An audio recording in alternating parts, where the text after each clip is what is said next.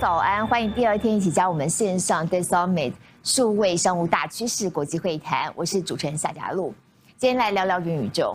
元宇宙呢，让人们改变的不只是我们看世界的角度，还有我们身在其中的体验。从去年底开始，网络搜寻最红的关键字就是元宇宙了。提起元宇宙，很多人觉得它遥不可及。可是毫无疑问的，在未来10年，这肯定就是元宇宙蓬勃发展的黄金关键期。目前来看呢，游戏、艺术、影视产业端可以说是元宇宙概念应用的起源，也是发展最快、可塑性最高的商业应用。而正在线上观看的你，也许呢早就已经在多个元宇宙之间穿梭。面对元宇宙浪潮，在今年 Dain Lee 我们的第3个主题。我们特别邀请到国内外包含了商品端、应用端跟服务端的业者，来跟大家分享一下元宇宙的创新应用，一起来感受在虚拟世界当中所带来的全新无感体验。PROTO 是由 David Nussbaum 在2019年在洛杉矶所创立。David 呢对 PROTO 的愿景是促进各种交流，增加以前虚拟方法比较缺乏的情感元素，并且希望可以透过 PROTO 能够让数位科技变得更有温度，并且把人们可以串联起来。我们现在就一起来看看 PROTO 的迷人魅力。Hello, I'm David Nussbaum, the founder and CEO of PROTO. And I'm so happy to be speaking to you all at Date Summit. I want to thank our partner in Taipei, Beyond Space, and the event hosts for giving us this opportunity. Now, I know the theme of the summit is how all these new technologies we are talking about are only limited by our imaginations. We are constantly surprised and thrilled to see what our partners, especially across Asia, dream up to do with PROTO's holoportation machines. It's good to see you. I think some of you thought that you already saw me today. You didn't. It was I was a hologram. There's a company called PROTO. It creates holograms, and I got a hold of one of their machines. I am so happy that you're here for our final season. I'm getting ready for the show, and that's why I made this hologram to welcome you. Is that really you? It is me. Is it really you? Oh my God! Holograms are no longer the talk of science fiction. A company selling a 7-foot-tall booth into which you can beam a 3D image of yourself anywhere in the world. I'm beaming in from Los Angeles into a device that we have in New York right before you. It's so what we've all dreamed of. Shout out to the PROTO team for beaming me in live. All right, noted germaphobe Howie Mandel has found the perfect solution to mask mandates. PROTO. It's not me. It's PROTO. So cool. The detail is unbelievable. We go over and look at that. We've developed a production process that allows us to create a volumetric, almost 3D effect. I know it looks like I'm in this box, but I am actually a hologram.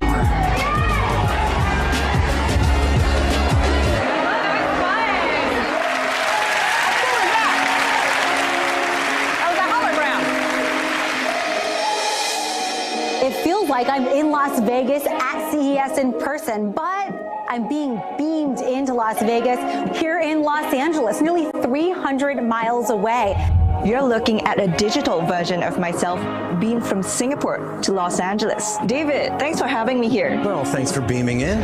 Joining you in studio as a 3D hologram, as if I'm right there beside you. The possibilities are endless. This is not just a communication device. Holograms of all kinds are going to be part of our future. Whatever the content is, whether it's a 3D model or whether it's an NFT or whether it's a real person materializing in before you, it'll appear like that person is there. Hey, Alex. Hello, Hussein. You right? Yeah, I'm good. I'm good. All right, so you ready to play? Yeah, I'm ready. I'm ready. Are you ready? I was born ready. Just by this technology alone, in the world that we live in, like this could be a huge advancement of how shows will happen from now on. I felt like I could reach through the box and actually touch the model. Meanwhile, the University of Central Florida is using PROTO's hologram device as an education tool. And you can pick up on all of these subtle characteristics. You really do feel like that person is there. You guys can do music, so we can have artists that essentially beam into places all over the world. They sing the songs the way they want to sing the songs. It's not a body double and a CGI head. It's really them.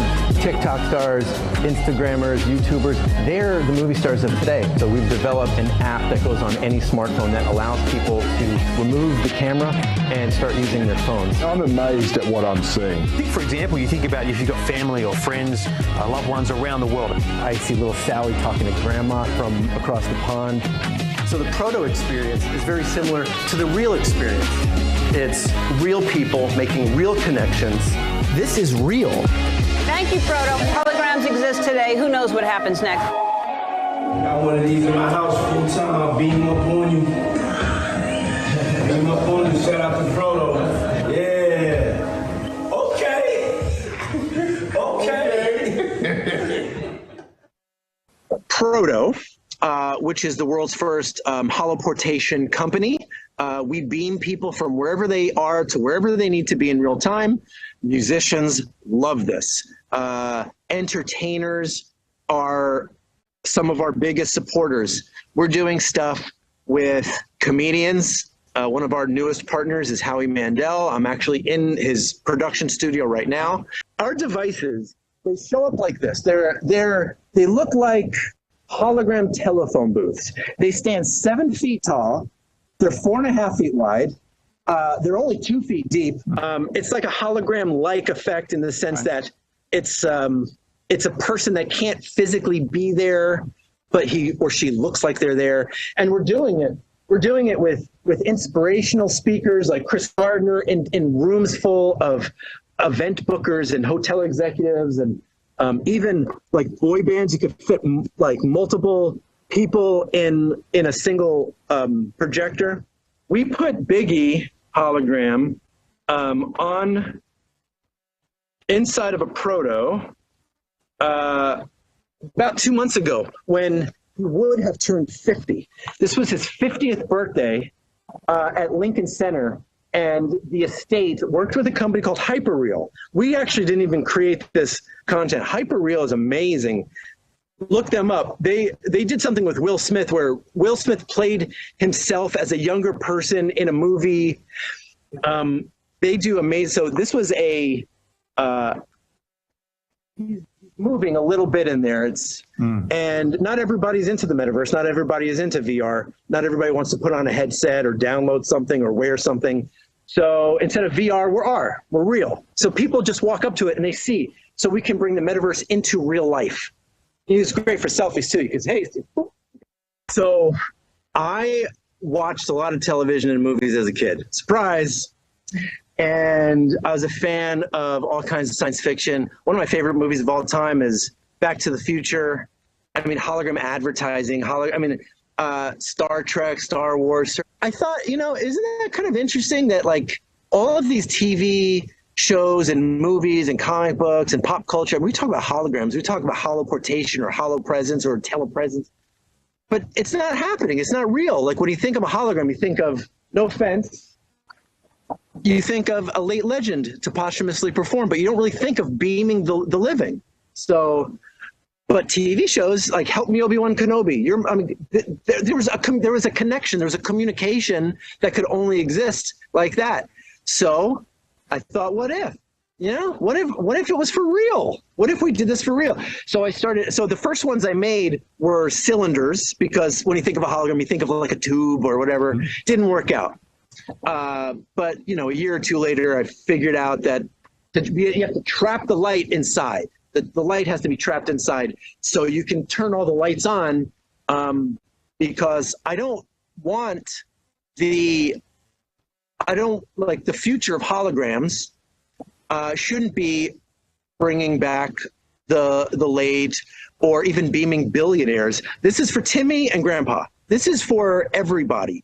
These are going from the conference rooms into the living rooms, and we have a miniature unit that maybe I'll show you guys in a little bit, that we're shifting into a place where it's a full communication, entertainment, education, and information kind of portal. And it's got dimension, it's got volumetric, solid projections that are just much more engaging to the end user.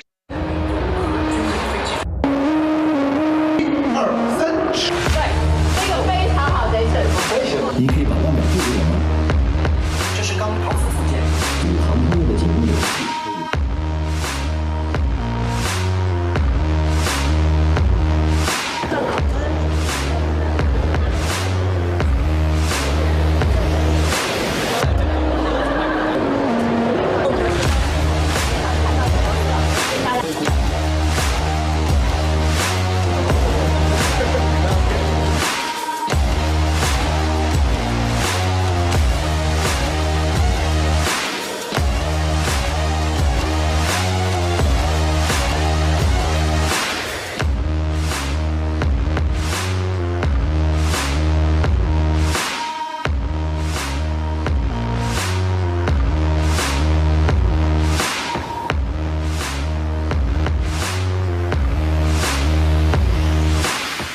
So, Walker Hayes, we beamed him into a music festival in Napa Valley called Live at the Vineyard. He was the only one that was a hologram. everybody else who were on the stage either before him or after them were really there. More people in the audience filmed him and put it up on social media than of the real people. The interaction, the engagement, the social media engagement and the connection, certainly the views, but it is a real, it's just more real. It's more real than on a flat screen.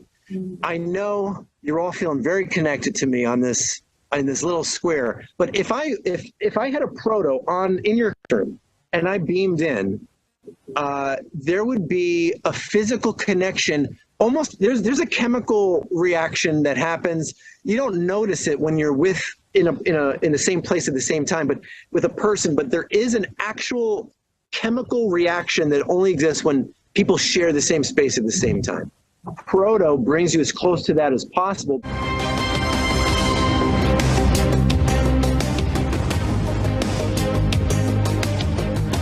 Virtual reality, holograms, and even a smart stadium in Singapore. This could be the future of live events as the industry reimagines ways to engage audiences amid the pandemic. Melissa Goh looks at what's on offer. But if you prefer exclusivity and would rather teleport a celebrity to you, that's now almost possible with holograms. You're looking at a digital version of myself beamed from Singapore to Los Angeles. I'm meeting a startup that's showing how thinking within the box is the answer. David, thanks for having me here. Well, thanks for beaming in.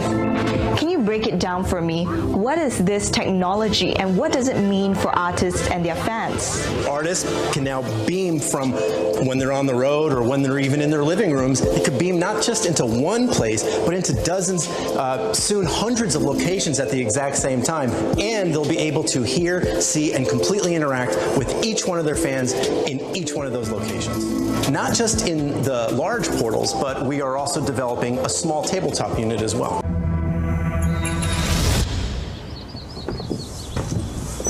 Good morning, Dave. Show me what's new. Here are some things you might like. Hey, Phil, can you check out these new designs and let me know if you approve?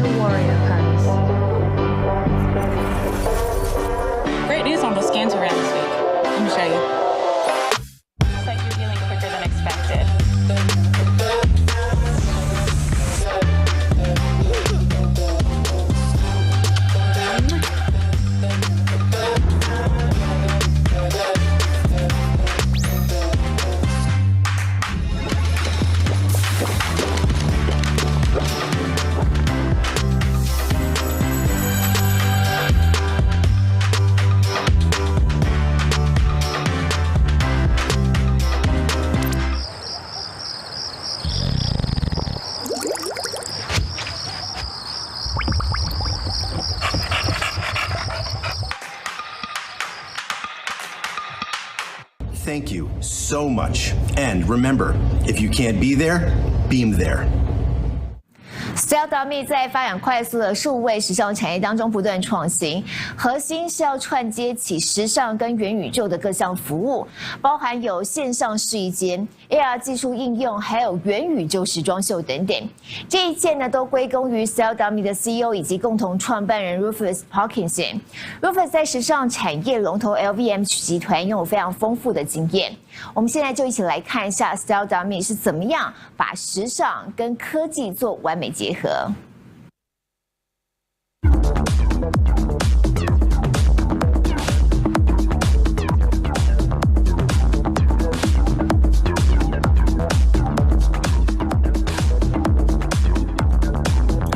Hi there everyone and welcome to this talk on the future of fashion in the metaverse.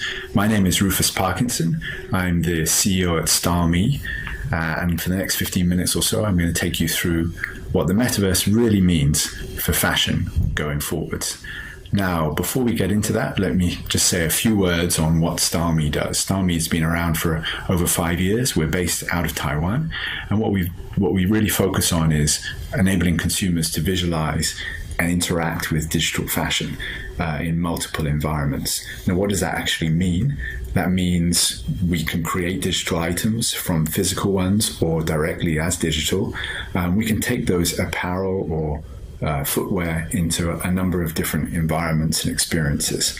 So what does that mean? It means it could be a social media campaign. It could be an AR activation where you can see the product in situ. It could also be modeling that product in a metaverse environment with a like twin or a fashion show, for instance. Or where we started was really on e-commerce and providing a virtual fitting and styling solution that provides accurate size recommendations in 3D and allows you to visualize that clothing before you purchase. So a number of different applications, all within the digital fashion space. So moving on, back to the topic of today, what really is the metaverse? Over the last 12 months or so, everyone will have heard a lot of hype around it, a lot of sound bites. Meta came out with their own definition, and many people have said what they think it means. For me, I think this definition really fits quite well.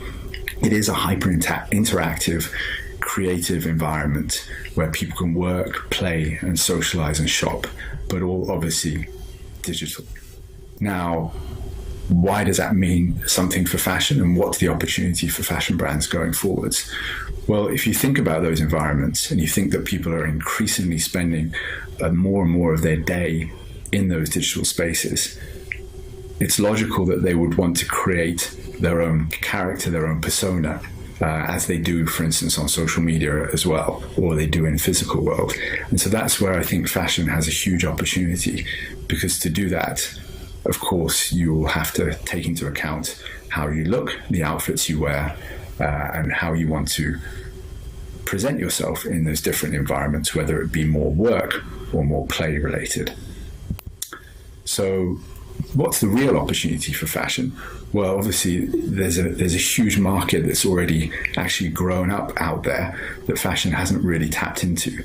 So if we think about the gaming industry, it's already worth $176 billion. There are over 3 billion regular gamers across the planet.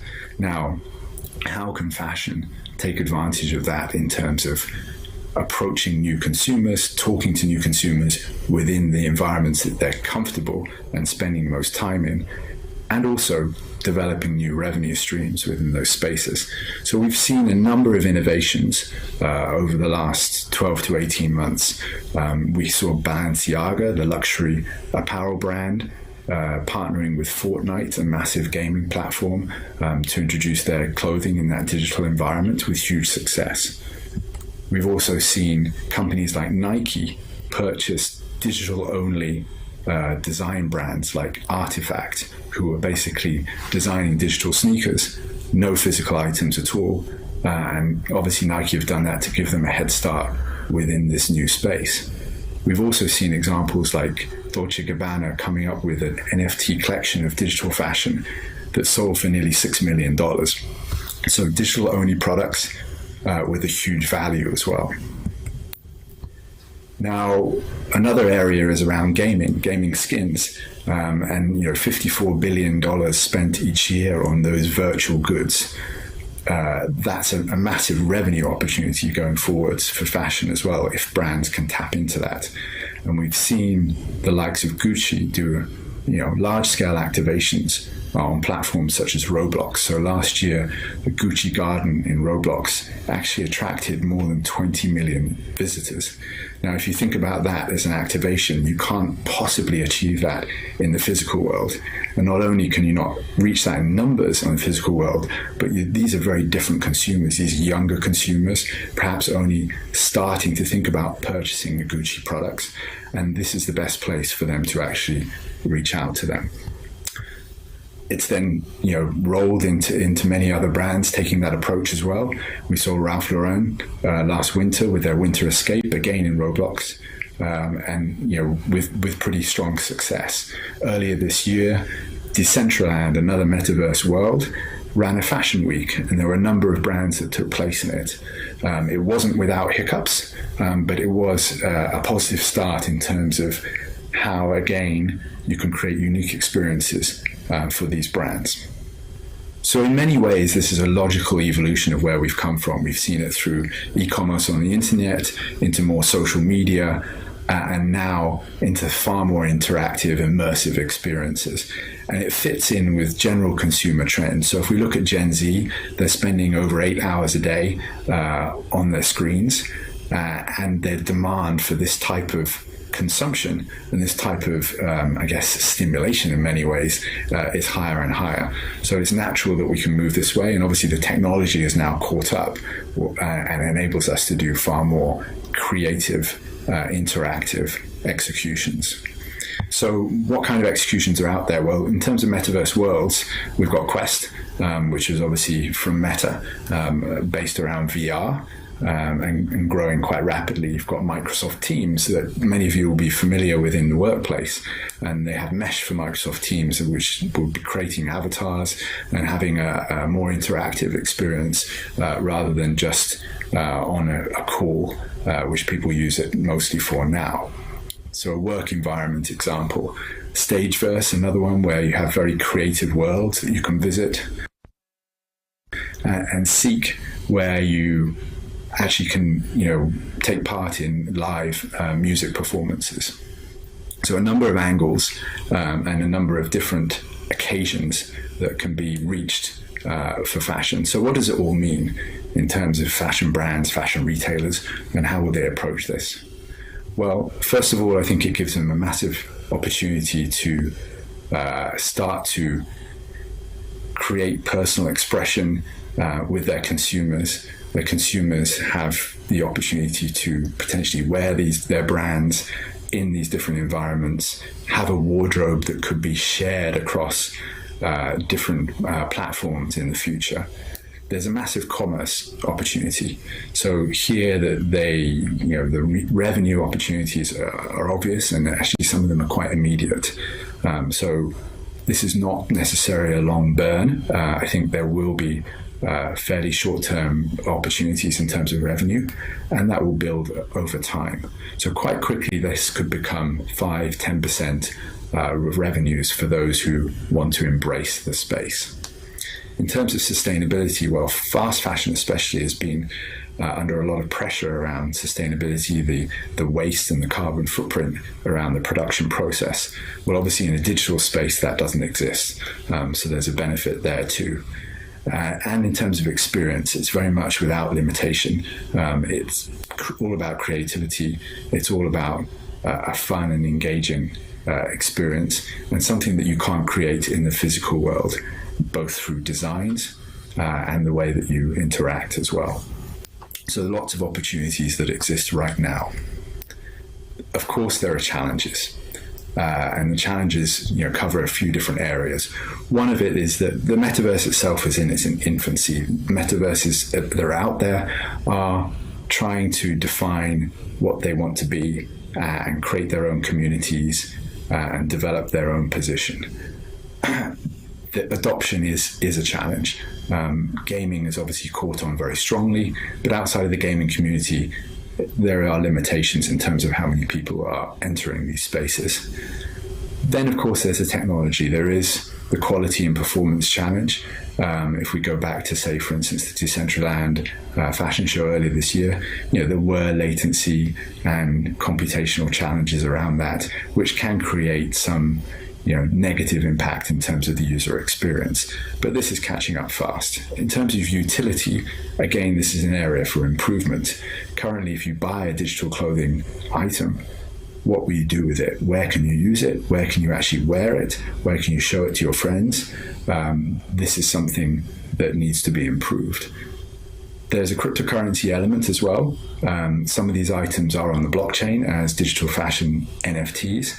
And that can be a barrier for some users who are not familiar with that own blockchain experience and setup. In terms of interoperability, as I touched on before around utility, this is a key. So if I buy or I create digital clothing and I want to use that through my wardrobe across different metaverses, currently that's very, very hard, and that's something that needs to be improved. And then it's just content. There aren't a huge number of designs and items out there that you can consume right now, and that needs to increase. So where are we today in terms of the metaverse and fashion? Well, as of today, you can create fashion shows, events, and within those events you could discover items, interact with them, and even link to an actual purchase of the physical item as well as the digital item. And most recently we've created in partnership with another Taiwanese company, XR Space, a fashion event on their AR platform, GoXR. And I will show you a quick video now of how that works.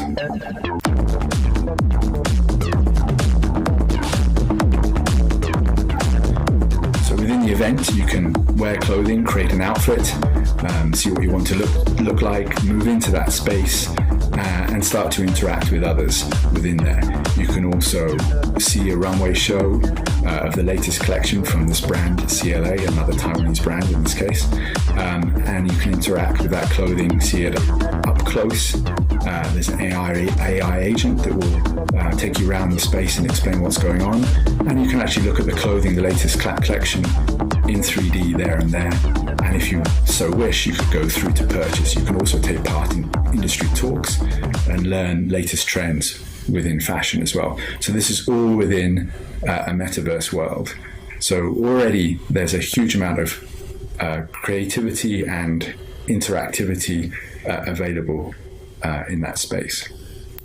So moving on from there, outside of those sort of events, what could you do? Well, there are digital fashion NFTs. We've seen the success last year of the likes of D&G, and we've seen the massive speculatory bubble grow and then deflate just as fast.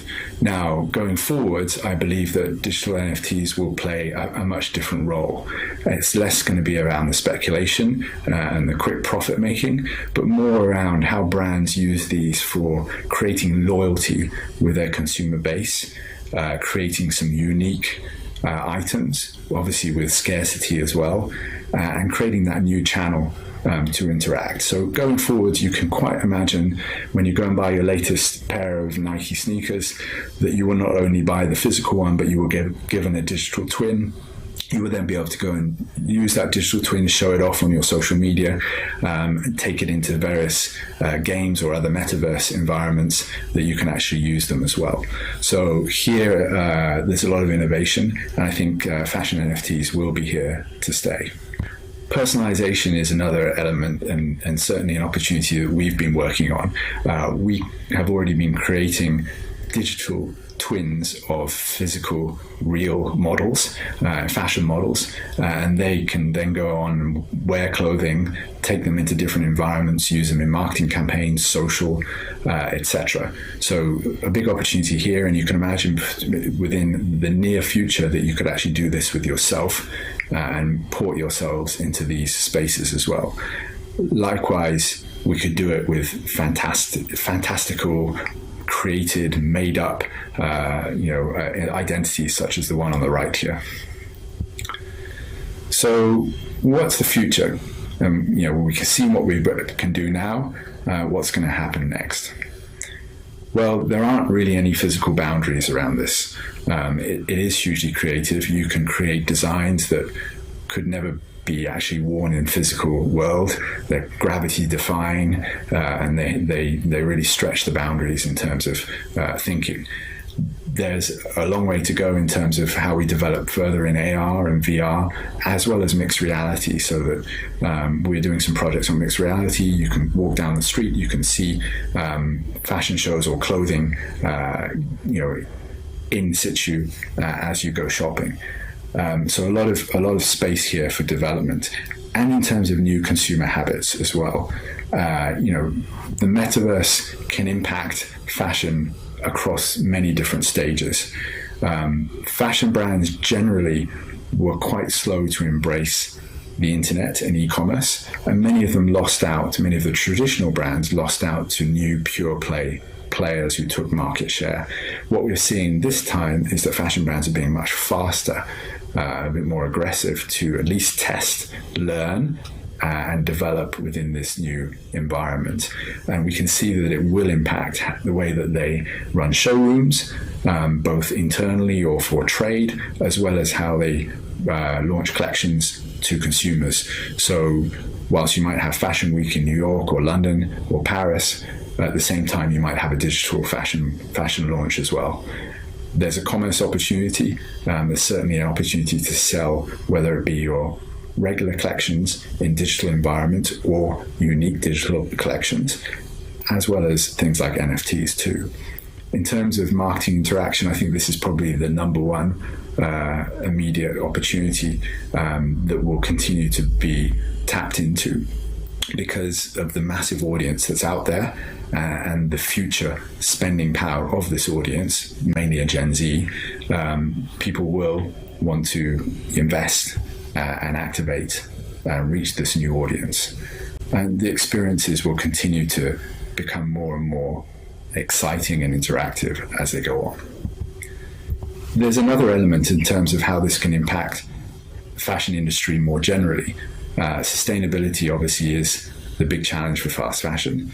And if people are spending more and more time in this digital metaverse type environment and actually buying and consuming more and more digital clothing, which doesn't harm the environment, then will it change the habits of people in the physical world? Will they find it less of a demand to go and buy one-time use fast fashion items that have a horrible carbon footprint, and will they change their habits in terms of that? So that remains to be seen, but I think there's a strong opportunity that will impact, and it will obviously impact the designs of physical items as well, as people become more and more influenced by style in digital spaces. So there's a long way to go here. I think it's going to fundamentally change fashion over the next 5 to 10 years. And we will see huge innovation. We will see new brands. We will see new ways of shopping. And it's pretty exciting for the fashion space. So if you'd like to learn more, please reach out to me or go and visit us at style.me. And we look forward to sharing more in this very, very fast-moving and exciting space. Thank you.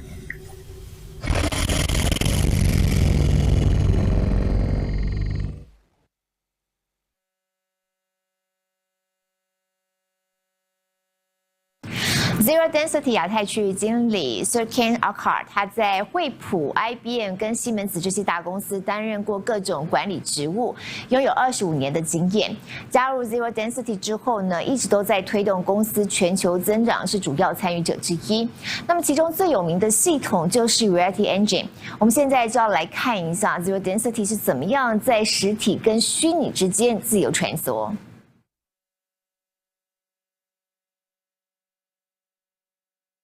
Hi, I'm Serkan, Regional Manager for APAC at Zero Density. I'm going to talk about how multinational corporations improve their internal and public communications with the help of real-time virtual graphics technologies. To give you some background, our team at Zero Density specializes in bringing the real and virtual world together.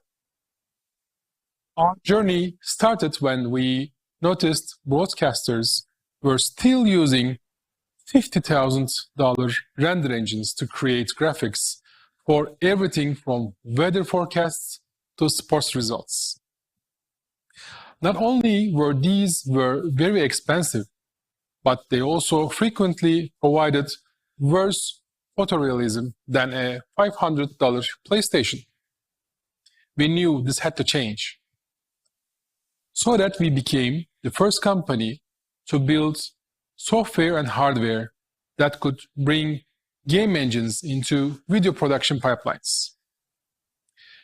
We have since helped deliver almost 2 million hours of live content for broadcasters, creatives, and Fortune 500 companies like Toyota, the BBC, and Netflix, helping them tell more immersive stories than ever before.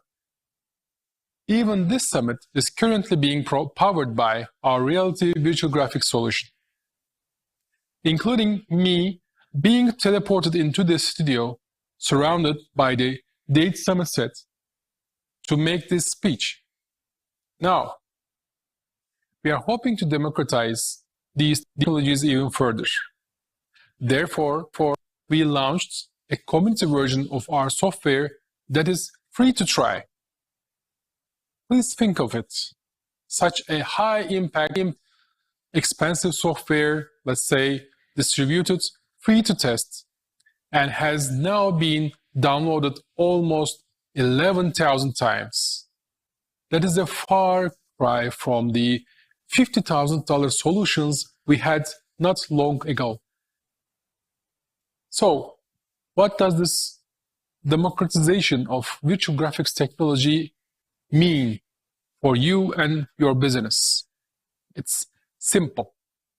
Those immersive graphics aren't just for broadcasters or Hollywood virtual productions anymore. They can help you easily tell your brand's story in a more engaging, cost-effective way too. In fact, nearly every studio that one of our partners, KST, builds for its corporate clients is a UHD studio with high-end equipment and with high-end cameras.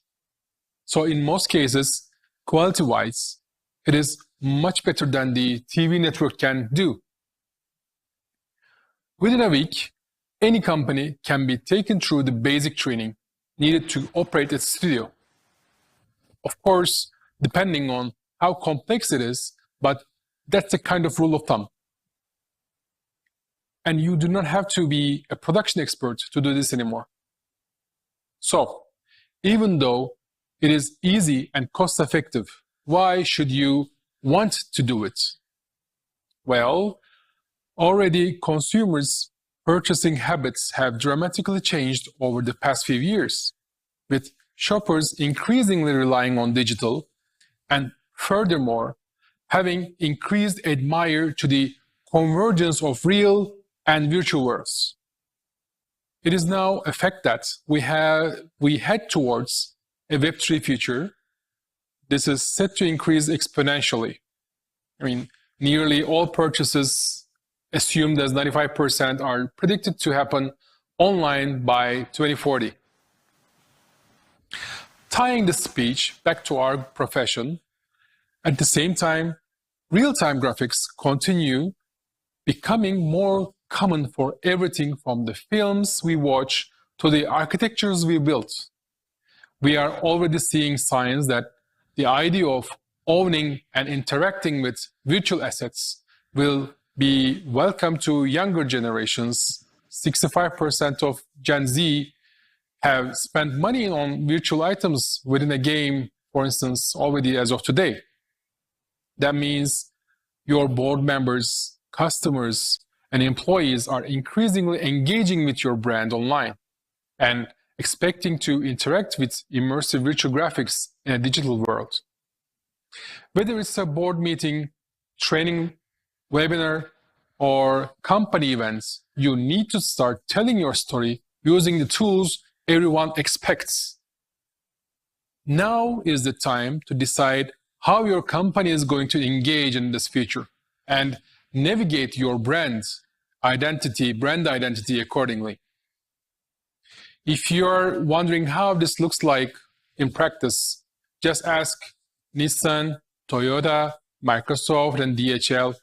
They have leveraged the same zero-density technologies used by the world's biggest broadcasters to create virtual events, webinars, product launches, and much more. During the pandemic, we saw Chinese car manufacturer Lynk & Co unveil its new SUV in a photoreal virtual world with impressive science fiction visuals and effects that would have been impossible to create for a real world launch. Chery International, one of the leading automotive innovators in China, also used Virtual Studio and augmented reality technologies for their own brand new SUV launch event. Nissan Europe is another major name becoming an event trendsetter. The company decided to organize a virtual event for the launch of its electric car, Ariya, which allowed the in-house team to present the new car remotely to their dealers in Europe.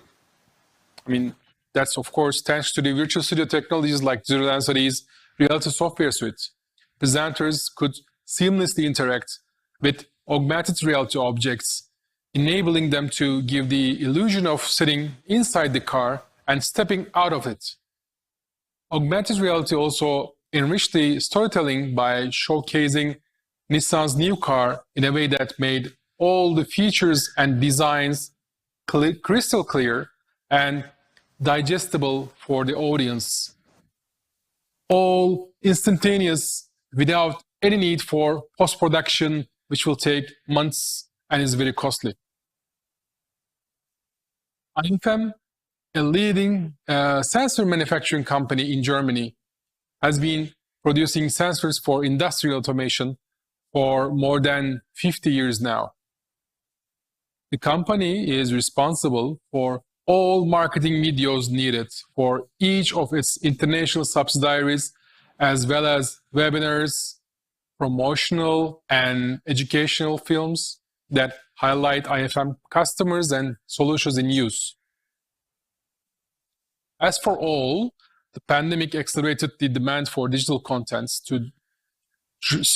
dramatically, and IFM began to create small studio productions, both for internal communication and also for client outreach. In the morning, they now can shoot a talk show with the board of directors, and in the afternoon, the company's TV magazine informs its customers about new products in an entertaining way, giving them, the team, the option to show industrial applications as AR objects in the studio, and thus to present even complex systems in visually appealing ways. And it all works with our limited space in the company's office building. Another customer example like Microsoft France offered an immersive live TV experience at Viva Technology event held in Paris this year. The company brought a journalist and speakers from around the globe together through real-time virtual teleportation, so they could all appear in the same 3D environment despite coming from different physical places. During the daily interviews streamed live on the LinkedIn and event website of Microsoft, journalists was seated at the Microsoft Studio, a state-of-the-art studio powered by Zero Density's engine, while the speakers were located at the Microsoft booth at VivaTech. They seamlessly appeared to be sitting together face-to-face, and distance was no longer posing a problem for the interviews. Of course, this is just the beginning of what we are going to see from brands around the world in the Web3 era. In the near future, I believe we'll see more sophisticated talent tracking systems so anyone can interact directly with virtual graphics, whether they are the audience or the talent on the set. That means your board members could touch an augmented reality graph to change it, or even shake hands with a teleported guest star, all without using any devices or touch screens. Meanwhile, your audience could see themselves sitting in the studio live thanks to the virtual reality headsets. The possibilities are endless, and this is just the beginning. My advice: we are at the point where you have time to walk before you run. And don't wait until running is the only choice. Thank you for listening. Global Digital MOJO 服务范围涵盖了 AR、VR、AI 的设计开发、O2O 的体验设计，还有国际商业策略等等领域。创办人 Dr. David Martyn Louis Williams， 他在亚洲、欧洲跟美洲有超过20年的工作跟教育经验，基于对人类心理学跟行为学深刻的理解，发展出了很多跨域的创新应用案例。我们接下来就欢迎 Dr. David Martyn 的分享。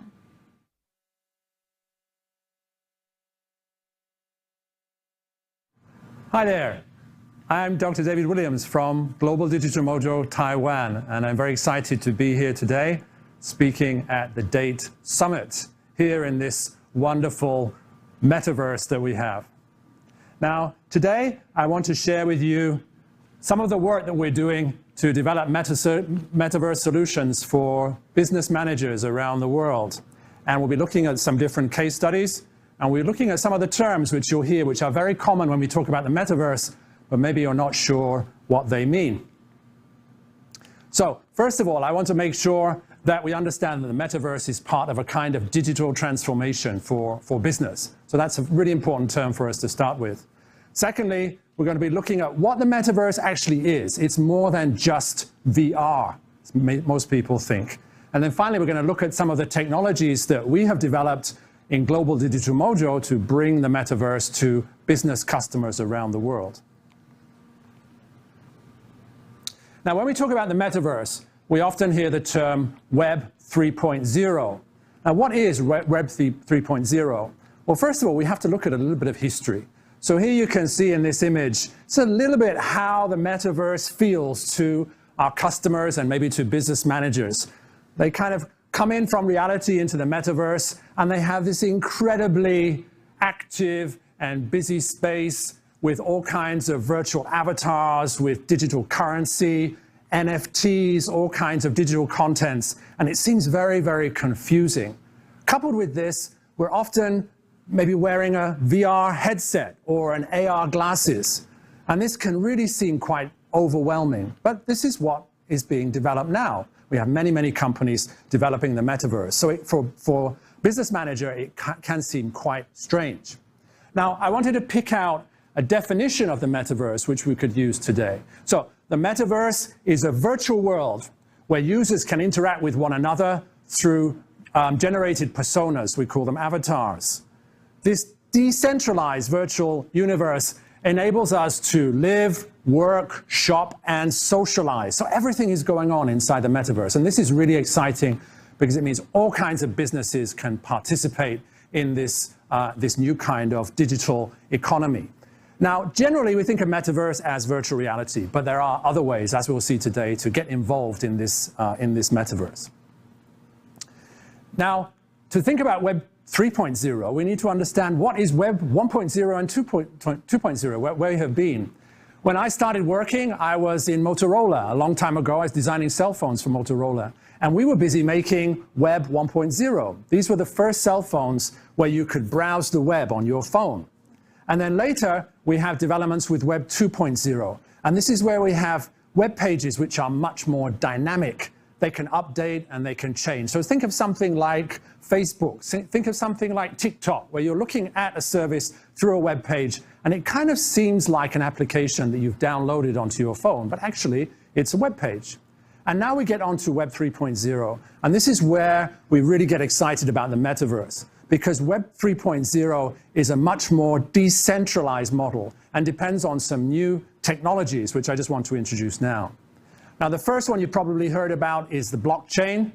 Now, the blockchain is you can think of it as another kind of internet, another kind of technology for building a network of computers. It's still living on computer systems, but it's not controlled by anybody.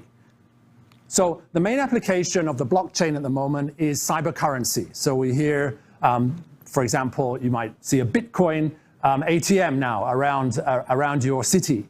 So cybercurrency is one of the applications of this decentralized internet, which allows us to give proof of payments and give proof of currency, all through all these many, many computers that are connecting together, which are giving a proof of the currency value and its origins.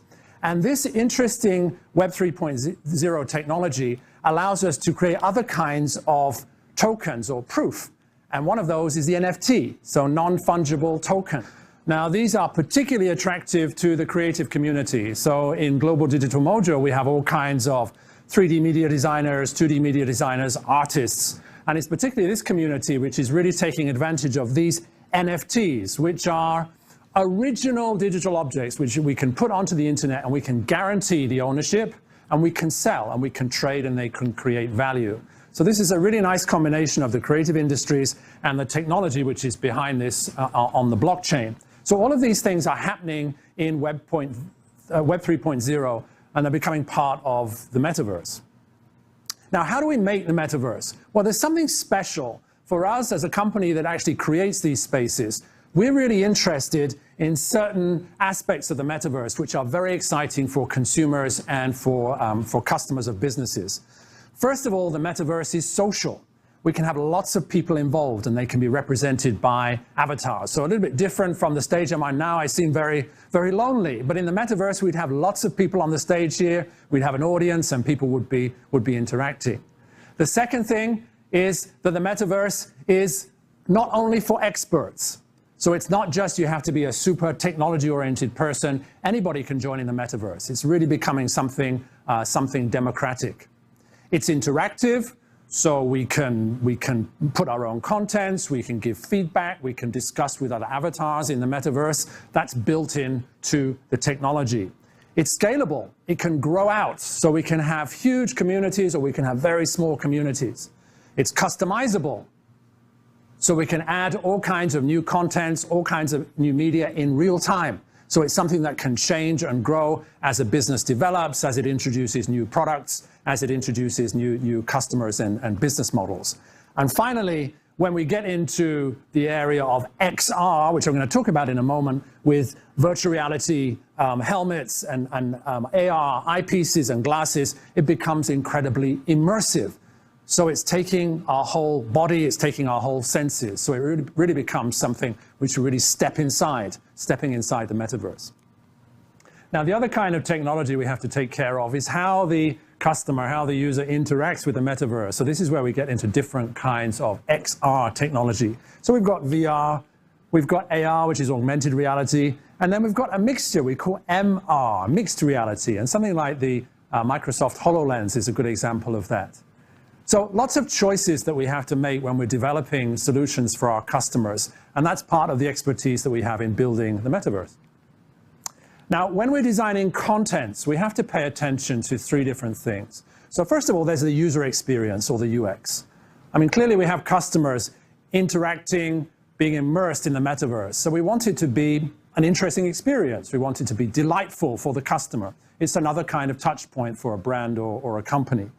We also want to make sure that the content in the metaverse, that is the kind of 3D environments or the objects, that they update really quickly. They seem very natural and normal, and they have some realism to them. We don't want a kind of frame stutter like this, which is actually very distracting when people are using services in the metaverse. And then finally, and this is the most important thing, the story. What's the storytelling we're actually engaged in the metaverse? So do we have characters? Am I a hero in the story? Are there some goals I have to accomplish? And the best example of this kind of storytelling is in VR games. So the gaming industry was a very early adopter of metaverse and VR technology because they really understand how to tell a good story. Now, I've been talking a lot about VR and XR. Let's look a little bit in detail about what these are. So if we think about on the left side there, we've got the real world. This is a world we're interacting in right now. We can add these metaverse experiences onto the real world. So the first one we can add is AR, augmented reality. So this is maybe, you've probably used it on your cell phone. So this is where we have an image from a camera combined with some digital content, and we see it kind of combined together. We could look at that on our cell phone, but more interestingly is where we can wear glasses. So right now, unfortunately, I'm not wearing my AR glasses, but we can mount a little lens a smaller lens here on top of the lens, and we can have an image which is adding to what I can see in this environment. And normally it's adding some kind of 3D model or some kind of data or some kind of information. A favorite example is to use social media. So when you walk into a party, you can look around and you can see the Facebook page of all of the people in the party, if that would be interesting for you. So that's a kind of augmented reality that we can apply in the glasses technology. Finally, we've got mixed reality. This is where we're combining this real world with this digital content, but we can actually interact with the digital content. How would that feel like? Well, imagine I've just walked into the party. Imagine I can see the Facebook page of somebody in the party, and now I can reach out in front of myself and I can interact with that information. So maybe there was a photograph that they had on their Facebook page. I could reach out with my hand and I could interact with that content and changed it. I'm still kind of in the real world. I can still see what's around me, but I can interact with the content. So that's a kind of mixed reality. And all of that is underneath the virtual reality, which is something that we're kind of quite old now, as we'll see, but that's when the whole environment is created by a computer. The whole environment is digital. And normally we have to wear a headset for that. And it's been really interesting to see how those headsets have developed over the years. So to summarize, we've got all these different kinds of interactions that the customer can have with our contents. We've got the AR, we've got the MR, we've got the VR, and all of them grouped together we call XR, or extended reality, XR. Now here's a very early example of a VR system that I worked on when I was doing my PhD in 1996. And you can see here, really actually as much changed. I mean, we can still see that somebody has to wear a headset because it has to cover up their eyes. We were trying to use some skeleton on the body so we could get some feedback or some pressure on the body as you moved inside the virtual space. But probably the thing that's changed the most is if you look on the side of the image there, you can see the three-dimensional scene, actually what I'm looking at in the VR.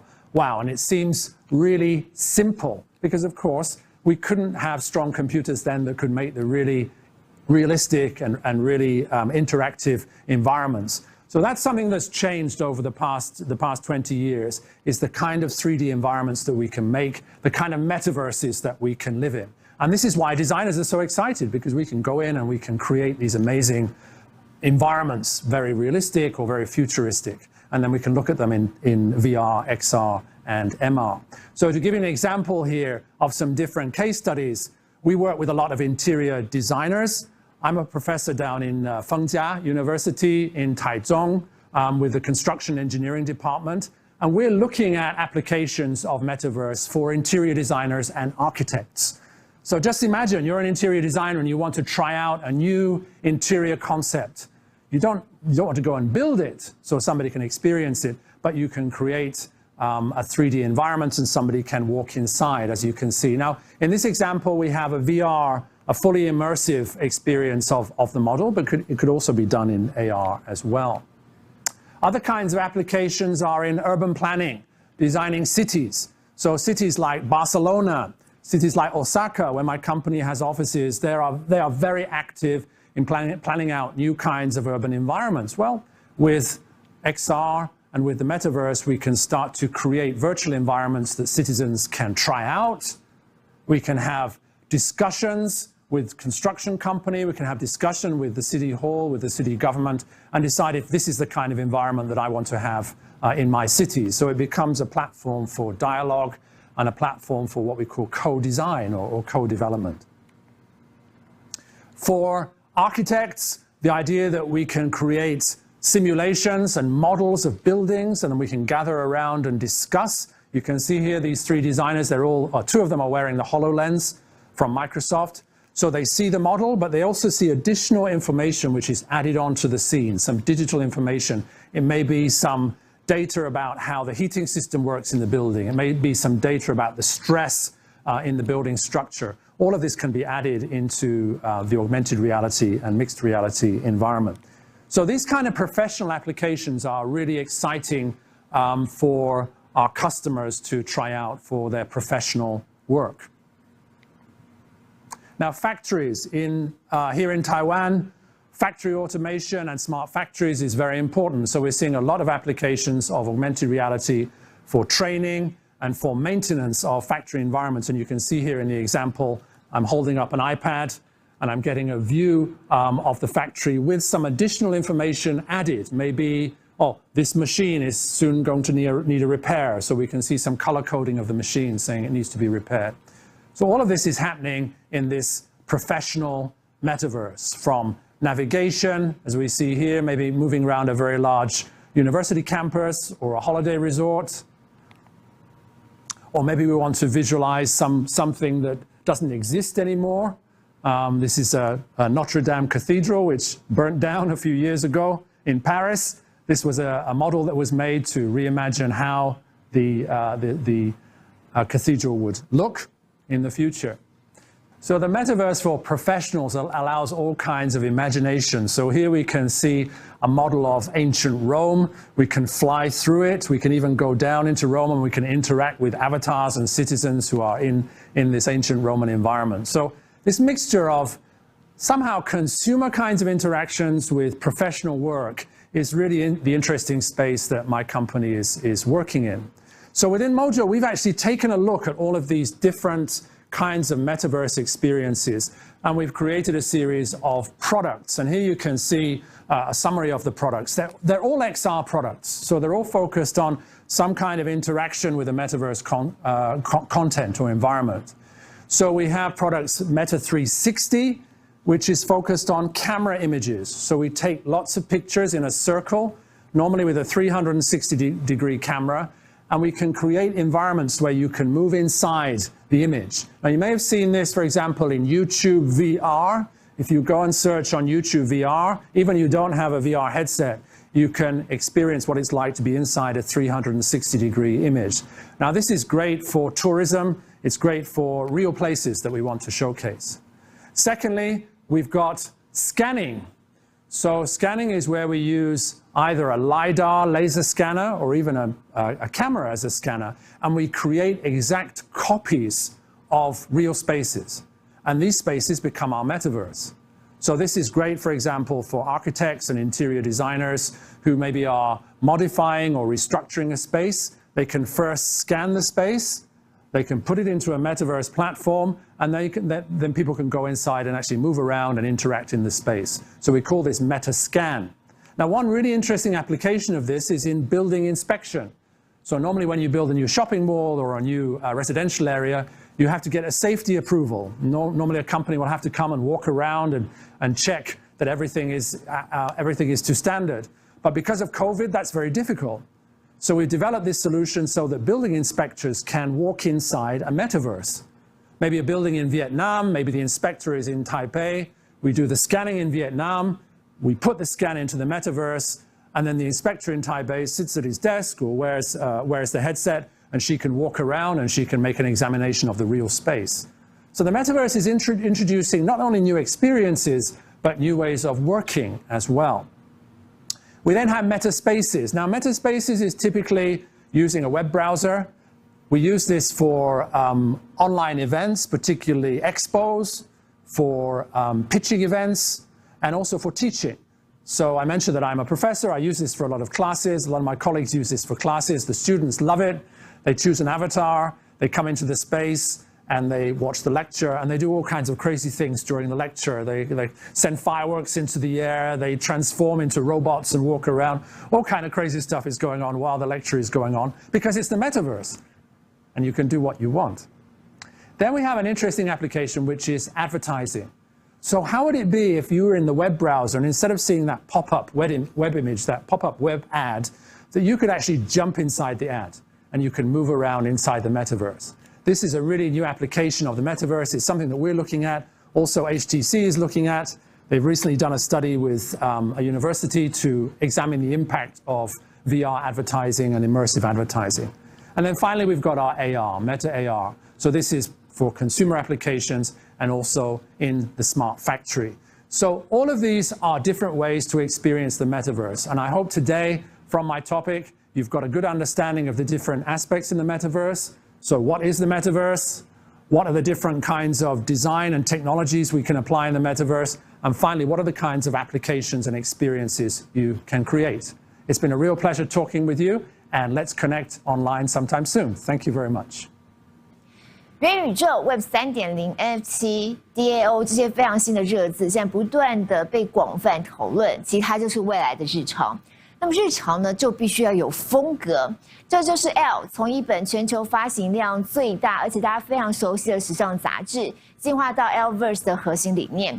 ELLE 台湾呢，更是领先全球 ELLE， 打造出一个很有它的风格的 ELLE-verse。让我们接下来就要欢迎 ELLE 全媒体副总编辑谢可珍 Cora， 让我们来看一下 ELLE 是怎么样用最独到的 ELLE 态度，带领大家进入元宇宙的近未来。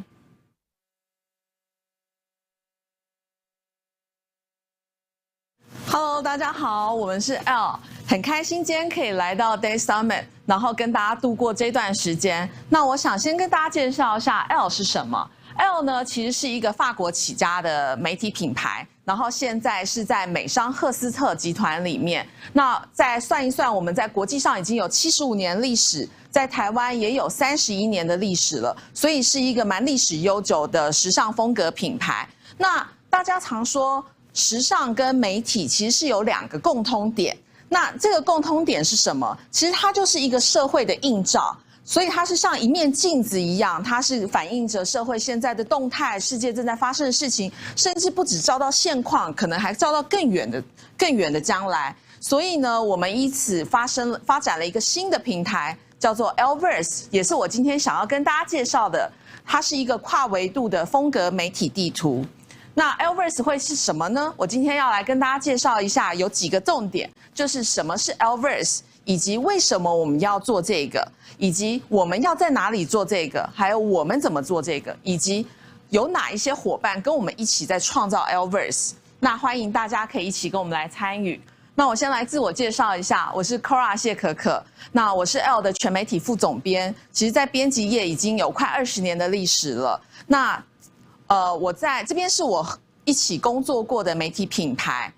然后我们想要探讨一下，就是我其实曾经从纸本编辑跨到数位编辑，然后现在我们要跨到 Web 3.0， 所以我们在创造 ELLE-verse 的时候，我同时也在思考，在一个数位时代的变迁里面，媒体到底应该扮演着什么样的角色，怎么进场？那我们先来看看这个图片好了。在 Web 1.0 的时代，其实它大概1990的时候呢，那时候大家所有的品牌、所有的那个渠道，他们全部都在做官方网站这件事情，所以那时候媒体的角色其实还处于一个纸本资讯传递的方式。那在 Web 2.0 的时候，社群时代崛起了 ，FB、Instagram、Twitter， 然后开始呢，大家就在想说，我们还有需要官方网站吗？但也就是在这个时候，其实 ELLE 早就已经架设了官方网站这件事情，在 Web 2.0 时代占了一席之地。那 Web 3.0 是一个去中心化的时代，我们常说2020年是元宇宙的元年，所以在一个去中心化的时代，媒体又该怎么进入，然后扮演上什么样的角色，以及他们的角色会有什么样的变革呢？我们来看看。那我们先介绍一下什么是 ELLE-verse。ELLE-verse 其实就是 ELLE 乘 Metaverse， 然后它是一个复合式的平台。那我们来看看媒体该怎么发挥。在 Web 2.0 的时代的时候，其实 ELLE 的角色很简单，品牌给我们资讯，我们把这个资讯传递给大众，所以它是一个宣传的角色。但是在 Web 3.0 的时候已经很不一样了。品牌它自己可以发展 NFT， 它可以自己发展 Avatar， 它可以发展很多沉浸式体验，所以也就是回应到我们 ELLE 要发展 ELLE-verse， 它有相对应的宣传环境，可以来辅助大众来了解这件事情。那大众它的角色转变是什么？以前它比较是阅读资讯的角色，它没有办法得到什么东西，它要得到东西的时候，它得要再去购买。他没有办法 own 一个东西，他 own 到的是一个无形的知识。可是在一个 Web 3.0 的时代，他除了接受资讯之外，他可以从里面找到社会自我认同。再来呢，他可以去 own 到一个虚拟的宝物，或者是他的穿着，他可以阅读完或是参加完之后他马上拥有的。所以这是一个很不一样的环境。那我们再来看看，所以在 Web 2.0 来说，媒体像是一个接收与传播资讯给读者的平台，所以我们要传播品牌故事跟品牌概念给大众。可是它还是一个比较扁平式的处理，文字性、影音性、社群性。那 Web 3.0 媒体的角色是很不一样的。我们除了传递资讯，我们其实更担任了引导跟融合这件事情。我们要把大众的体验跟品牌端的提供结合在一起，所以它会用更沉浸式的方式去了解一个品牌概念跟品牌价值。那为什么我们要做这个呢？其实 Web 3.0 已经在国外都在发生了。就传统媒体以 ELLE 来讲，其实我们算过，我们大概有90%的读者都是小白。所谓的小白，其实就是他还没有接触到 NFT， 还没有接触到 Web 3.0， 还没有接触到元宇宙圈。那我们在做这件事情，跟外面的人在做这件事情比较不一样的方式是，因为 ELLE 毕竟是一个时尚风格媒体，所以我们在创造的环境都是希望是最具风格的、最时髦的状态，所以让大家不绕路，是用最时髦、最具风格的路径可以踏入 Web 3.0。好，那 Web 3.0 大家的角色会有什么样的转变，以及我们 ELLE-verse 希望可以跟大家一起创造什么？就是在读者的部分，它会变成持有者。那我们要与客户一起创造 Web 3.0 新的媒体商业模式，以及我希望 ELLE 可以在这边多元平台的发展。它会不只创造内容，它可以创造一些实体的商品，例如它可能有虚拟的服装、虚拟的帽子，可以让大家拥有。然后再来，我们创造的内容会从图文影音变成一个沉浸式的体验。那我们具体来说，我们要怎么做？会在哪一些平台发挥呢？那我们一起来看看。其实 ELLE-verse 是一个很大很大的 project， 我们在边做的时候、边架构的时候，它就慢慢的长成这么大。那基本上大家可以看到，我们有课程、互动、竞赛、展览、沉浸、社群、校园这些东西。那接下来我会一一跟大家介绍一下它里面的重点是什么。那这就关于是我们要怎么制造这个东西。第一个阶段我们是做了课程，为什么要从课程开始？就像我们刚才说了，我们有90% 的人都是小白，他可能对这个领域很不理解。那所以我们创造了一连串的线上课程。那当然这不只是为了大众，因为我的客户很多是精品客户，那客户端呢，手握资源的那些品牌们，他们可能对这个时代、对这个世界也没有太大的掌握，所以我们希望用一些课程来包装给他们，让他们理解。那跟外面的课程有什么不一样？因为我们刚才说了，一直在强调我们做的是风格媒体，所以我们的课程内容全部都是在讲时尚圈以及精品状态的分析，然后案例分析。第二个阶段呢，我们会发行一个蛮重要的 Impact NFT。那为什么它叫 Impact NFT 呢？它跟一般的 NFT 有什么不同？大家已经很熟为知道的 NFT， 其实它是很多艺术创作啊，或是会员机制。那 Impact NFT 我们希望可以把它导回跟慈善、社会责任跟永续发展为目标是相关的。那其实这个状态在国外已经蛮成熟的，但是事实上有没有人发展一个全新的 Impact NFT？ 我们认为是还可以再加强的，所以这次我们选择了这个方式。那具体来说我们要怎么做呢？我用一个 user flow 来跟大家解释好了。我们这个 Impact NFT 的内容其实叫做爱的秘密告白。那我们想要强调爱这件事情，为什么？因为在区块链上是永恒的，所以当你的爱发上去之后会是永恒的。那这个 NFT 会是互动式的，比如说我今天要跟我一个朋友告白，一个喜欢的男生，或是一个我爱的家人，我一直很害羞不敢跟他告诉他我有多爱他，那我就可以上这个网站去 mint 一个秘密给他。当我写完这个秘密之后呢，for example 我要写给 John 就会收到一个连结，那个连结就是我 mint 的秘密，跟他会收到一串我设定的密码，所以他要到那个连结去输入那串密码，然后就可以 decrypt 去打开这个 NFT。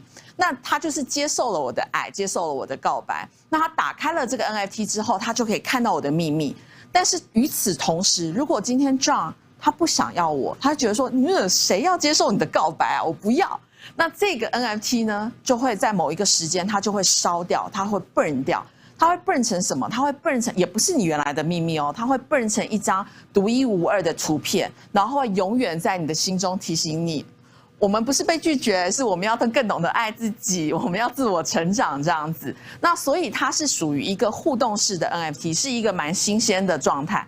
那我们现在这边看到的这个 user flow， 其实是我们关于行销端，我们把这个东西分成2个阶段，一个是 pre-sale 阶段，一个是 public sale 阶段。那我很特别的很想要跟大家介绍一下 pre-sale 这个阶段。这个 NFT 难的地方在哪里？就是在于它是 mint 一次，它有2张 NFT。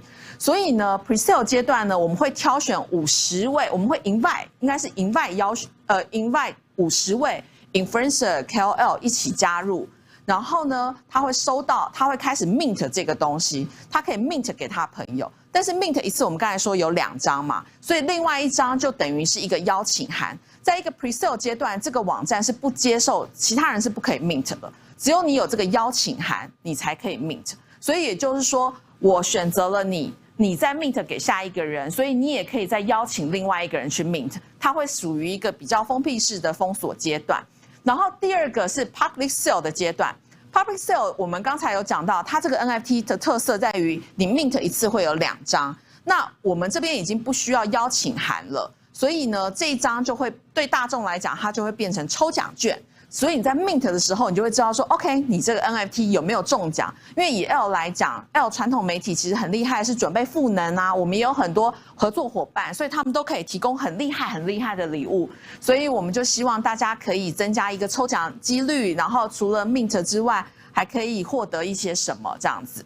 好，先给大家在这边的大家是最先看到这个视觉的，这是我们的 mint site。我们已经注册了一个网站叫做 ELLE-verse.io， 因为 Web3 世界都不是 .com 了，他们都要打 .io， 所以我们要很时髦的也跟大家一样打 .io。那这是我们 main site 的一个视觉，然后再来就是呢，我们为什么要做这个 Impact NFT？ 那我想要跟大家讲有4个重点。第一个重点是在数位时代里面，大家会觉得沟通有时候人与人沟通变成有一点距离，我们还是认为沟通很重要，所以我们希望拉回沟通这件事情，所以这一个 NFT 会是互动式的。第2点呢，是我们希望所有的人都可以以这个 Impact NFT 为契机，跨入 Web 3.0。他可能会想要告白，他可能会想要有一些秘密的抒发、秘密的分享。所以我们把门槛降到非常的低，他不用付钱，但是我们希望他可以来体验这件事情。那第3个重点就是因为在区块链上，所以你的告白、你的爱、你的秘密，它都会永远存在于这边，它是很有意义的东西。那第4个重点就是这一个 NFT 只发行3113个，大家会知道为什么吗？给你们3秒钟想一下，1、2、3，为什么呢？因为大家把它镜面转过来，3113镜面转过来就是 ELLE。所以我们只发展3113，好，然后再来第3个阶段，我们会做 competition， 就是我们会做竞赛这件事情。因为那时候我在想到说，我们一直发 NFT， 可是 ELLE 其实应该是一个媒体平台啊。那媒体平台要做的是什么？我们在纸本的时候，在 Web2 的时候，我们其实在做的一件事情就是扶植新锐。所以我们觉得在 Web3 也应该要这样子。Web3 现在有很多很厉害的创作者，所以我们希望在虚拟平台里面去找到一些新锐，然后我们做一些人才的投资。因为在每一年，现在我们跟品牌们合作，比如说 LV， 比如说 Tiffany， 比如说 AP 表，这些品牌合作是每一年是非常多的。那我们可以成为这些创作者跟这些品牌的连接，让他们被看见。所以这个 competition 呢，就希望可以结合 Web 3.0 的创作者一起发展 ELLE 的 IP， 然后甚至发展更多的可能。那我们在上个月的时候也发出了宣传，然后一直到9月底，然后到10月的时候，我们会有一个颁奖典礼，希望可以选出一些创作之星，然后跟我们做一个长期的配合跟发展。那可能 ELLE 这个 IP 未来票选获胜的人，我们就可以用这个 IP 去参加很多时装周。我们也可以把它变成封面，可以把它变成一个 influencer。好，那第4个部分呢，我们会做一个 social 的部分。刚才我们在摊开 ELLE-verse 地图的时候，有一块叫做 New Social。那大家知道，我们会跟 Zima 这一个 app 合作。Zima 是一个交友 app， 可是它跟很多交友 app 很不一样。它到目前为止还没有任何行销宣传，就已经有3万人以上的使用者，而且是非常非常 active。那它的特色，其实它用一句话来讲，它就是 Google Map 加以前我不知道大家有没有养过，就是爸爸妈妈或是我们其实这个年代我们都有养过，就是叫做电子机这件事情，它是一个90年代流行的东西，它是把电子机的概念跟 Google Map 概念带到 Web3。好，那具体来说怎么做呢？我们其实就会利用它的那个地图里面，我们会创造一个 ELLE-Verse 的地图。ELLE-Verse 到底怎么运作？其实呢，在这个里面每一个点都是他们的人，它的方式很有趣，它是你在那边打卡之后，你就可以看到那个地点在哪里，你现在人在哪里，然后里面有什么照片。那未来它会创造一个 ELLE-Verse， 大家可以看到第2张图的下面就会有一个 ELLE 的宇宙。那你选到 ELLE 宇宙之后，你就会进到一个很多点的地方。那这个很多点的地方呢，其实都是我们 ELLE 的选店。就是我们把我们 ELLE 最喜欢的风格店家，或是我们合作的展览啊，或是一些我们觉得很厉害的创作艺术，全部都会放在这个点上。那使用者他就像 Google Map 一样，他站在那个地方，他今天他想说，我要去哪里喝咖啡，所以我就 我就在那边打下咖啡厅这个标签，然后我甚至可以再设置次标签，我要设置咖啡店户外，或是咖啡店复古。那我就可以看到我周边会有什么样子的选店，然后因为是 ELLE 选的，所以确保这些店一定都是很时髦、很漂亮，然后不会有问题的。但很有趣的地方，那店家可以得到什么？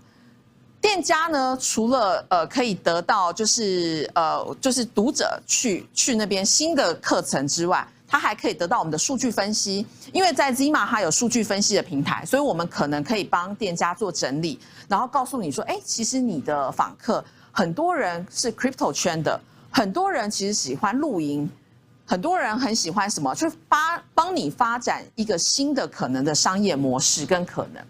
那 Coolplace 的那个用户是怎么参与？因为 Zima 我们刚才讲到，它是在养电子机，所以它会有一个 avatar 在它的下面。每一个人看到右边这个图，下面就是你养成的 avatar。我现在有养一个，它还是一个黑色肉球，它就是从肉球会慢慢长成每一个都不一样的东西，所以它的那个每一个人的长相都会是不一样。那我只要去 ELLE 的风格店家，我就会得到。比如说我在那边点一杯咖啡厅，我在咖啡厅点一杯咖啡，那我的 avatar 就会得到一杯咖啡，就被空降一杯虚拟咖啡。那你被空降一杯虚拟咖啡之后，现在在这边的你也会被免费招待一杯咖啡。所以我们想要创造一些虚实整合的一个概念。好，那未来呢，我们也会跟 Zima 合作一个销售虚宝的那个合作，就是Zima 可能会开放ELLE 的帽子啊，然后请大家去购买这样子，所以这是对我们来说是一个很不一样的商业模式。最后一个呢，是我们是沉浸式平台 ELLE-Verse 会在 HTC 的 Viverse 里面。那我们为什么要创造这个平台？给大家看一下影片，这是 Viverse 的部分。那它的过程就是它把那个你的很多生活都已经搬上去上面了。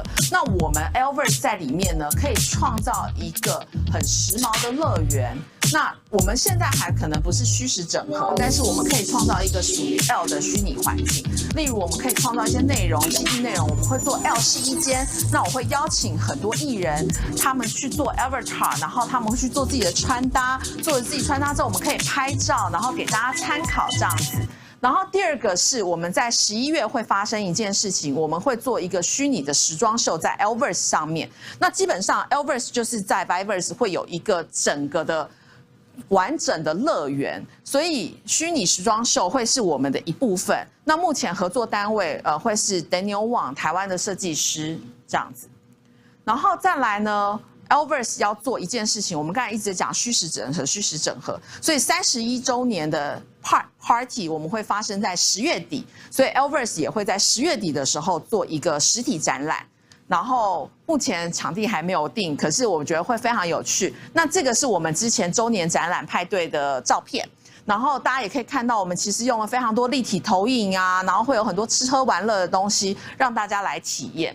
然后最后一 part 是我们的梦想就是我们希望可以在很多学生的心里面种下一个种子，因为他们是数位原生世代，可是也许对于 Web 3.0 还在摸索。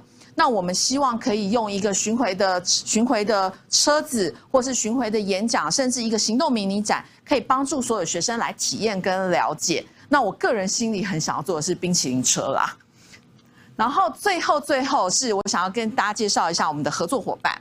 那我们第一个合作伙伴呢是 Acar。Acar 呢是 Web3 世界一个蛮有名的行销公司，那他们有点像是我们这次的 PM 方，然后以及他们也有蛮多有名的案例，比如说他们做了 Doodle， 比如说他们做了一个华灯初上的 NFT， 然后都是有蛮好的回响。然后第二个是我们有 AIX 这个 Impact Lab。AIX 其实是一个交易所，它是一个货币交易所，但他们很特别的地方是，他们有一个 branding 的概念，所以他们不是只赚钱而已，他们做了一个 Impact Lab 这件事情，所以他要做的这个 Impact Lab 是说，他想要做一些社会企业责任的东西，然后来加深 AIX 这个品牌形象。它也是我们这次的技术端合作。那 Point of Creative 就是我们这次的，刚才大家看到那个 Main Page 的一个设计师，他们是一个曾经在纽约创造主理人是在纽约工作，然后后来台湾的韩国人，所以他的风格非常的时髦。然后最后一个是 Zima 呢，其实刚才大家讲都是一个社群软体这样子。然后再来是白昼是帮我们除了让我过来一下。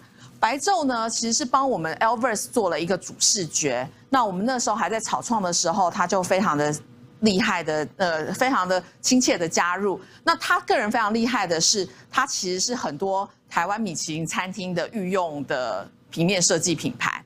然后再来是 Cubic， 我们刚才有提到 Competition 这一块。Competition 这一块我们会有投票机制，我们就是跟 Cubic 这个平台合作的。然后最后我们就是 Viverse HTC， 那这个合作都会是永久的。好，最后呢，我想要跟大家说 ELLE 的元宇宙平台到底为什么要这样做，以及它可以做到什么。第一个是 Web3 的创作者的人才库，然后第二个是我们希望可以借由 ELLE-verse 去创造延续下一代的品牌精神。再来第三个是我们要建构很多 Web3 世界的策略合作伙伴联盟。第四个是我们想要成为很多品牌或是很多个人他想要踏入 Web3 的一个途径，因为不是每一个品牌都可以自己去找 Viverse 合作，不是每个品牌都可以去找competition 合作，那会太花时间了。所以我们希望可以创造一个平台，大家可以很快速的进入我们 ELLE-verse， 我们已经有架构好所有东西，你带着你的东西来给我们做宣传跟报道。最后一个呢，就是我们 ELLE 的会员机制的发展。那会员机制其实一直是很重要的，我们很期待未来可以创作很多很有趣的活动，然后跟大家一起玩。那今天谢谢大家的时间，然后这个是我们个人的 Instagram 以及 ELLE 台湾的 Instagram， 欢迎大家有问题的话都可以私讯联系我们，谢谢。创意影视2011年由周杰伦所创办，创意影视的江秉成总经理，同时也是 EZ 全球媒体策略长，成功发行全球限量1万个的这个 Venta Bear NFT， 而且是在开卖第一天呢，就创下了1000万美金，大概新台币2.8亿的交易额，并且在短短7天的时间登上交易平台 OpenSea 排行榜全球第1。江总经理是如何看待 NFT 的未来发展，又怎么样让这 Venta Bear NFT 登上世界之巅？我们接下来就欢迎江总经理带我们一探究竟。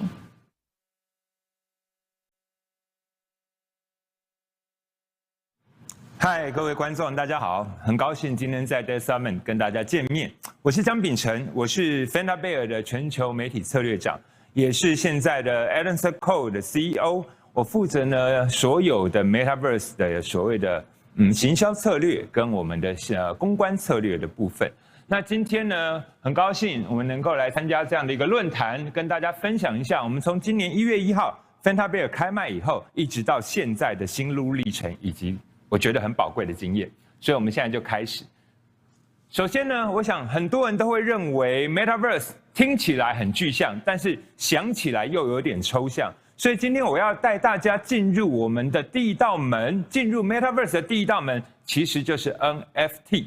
所以大家准备好要进入 Metaverse 了吗 ？OK， 大家现在看到的就像什么？就像是我们的 Matrix， 就是我们的骇客任务的场景。大家现在对于元宇宙最新的概念，认为它最后就会成为一个虚实整合、如真似幻的虚拟世界。所以呢 ，Metaverse 就在这样的一个大故事的前提下面，开始席卷了全世界。但是真正的进入 Metaverse， 你就会发现，其实 Metaverse 现在长的是这个样子。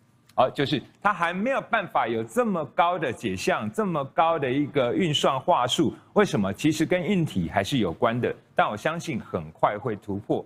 但是如果你问我说元宇宙多久会来，我可以告诉你，元宇宙已经来了，而且已经在你身边了。如果你每天打开手机，你会看到各种的加密货币，它的涨涨跌跌，你会看到各种的 NFT， 告诉你它的广告，告诉你它的 roadmap。那你就知道，其实 Metaverse 已经透过区块链这个底层技术，已经充充实实的进入你的生命里面。所以今天要进入 Metaverse， 我必须要先跟大家分享 Blockchain， 就是区块链这样的一个底层技术。但今天跟你讲的不是专业，今天要跟你讲的是每一个人都可以秒懂的区块链跟加密货币。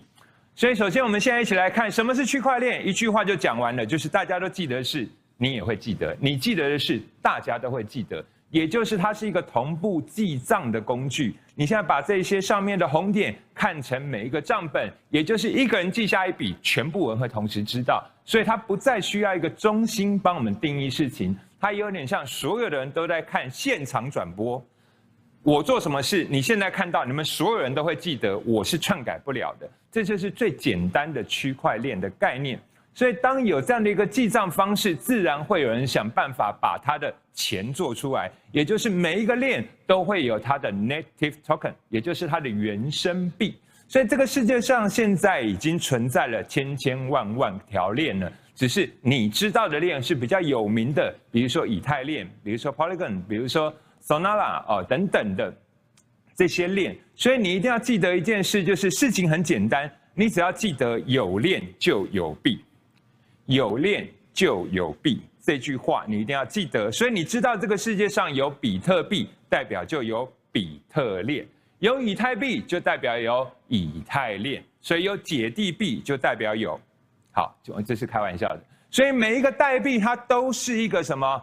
都是一个同链上面大家都承认的数码。当这个数码能够被账簿记载起来的时候，就等于钱发出来，就是一个有经济功能的经济体了。这就是底层的区块链技术。所以我们用最简单的来看，这个世界上在区块链出现以前，只有2种有价值的资产，一个叫同质化的资产，就是所谓的钞票；另外一种叫非同质化的资产，我们可以说它是艺术品，或是任何你可以创造的东西。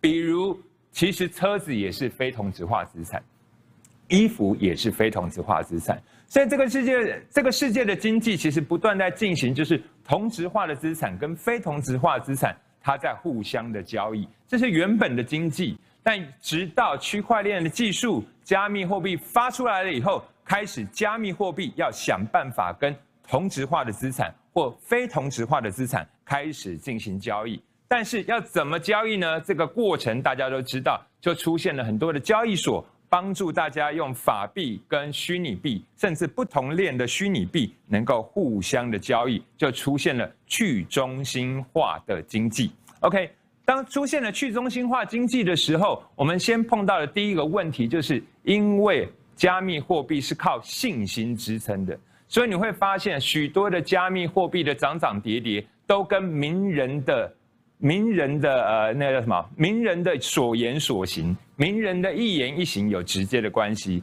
我们看到特斯拉的老板随便买什么就涨什么，随便抛什么就跌什么，所以很多人开始认为这个虚拟货币感觉真的太虚了。所以虚拟货币在之前有非常长的一段寒冬期，也许你到去年才知道虚拟货币，但是它已经经历了几波的寒冬。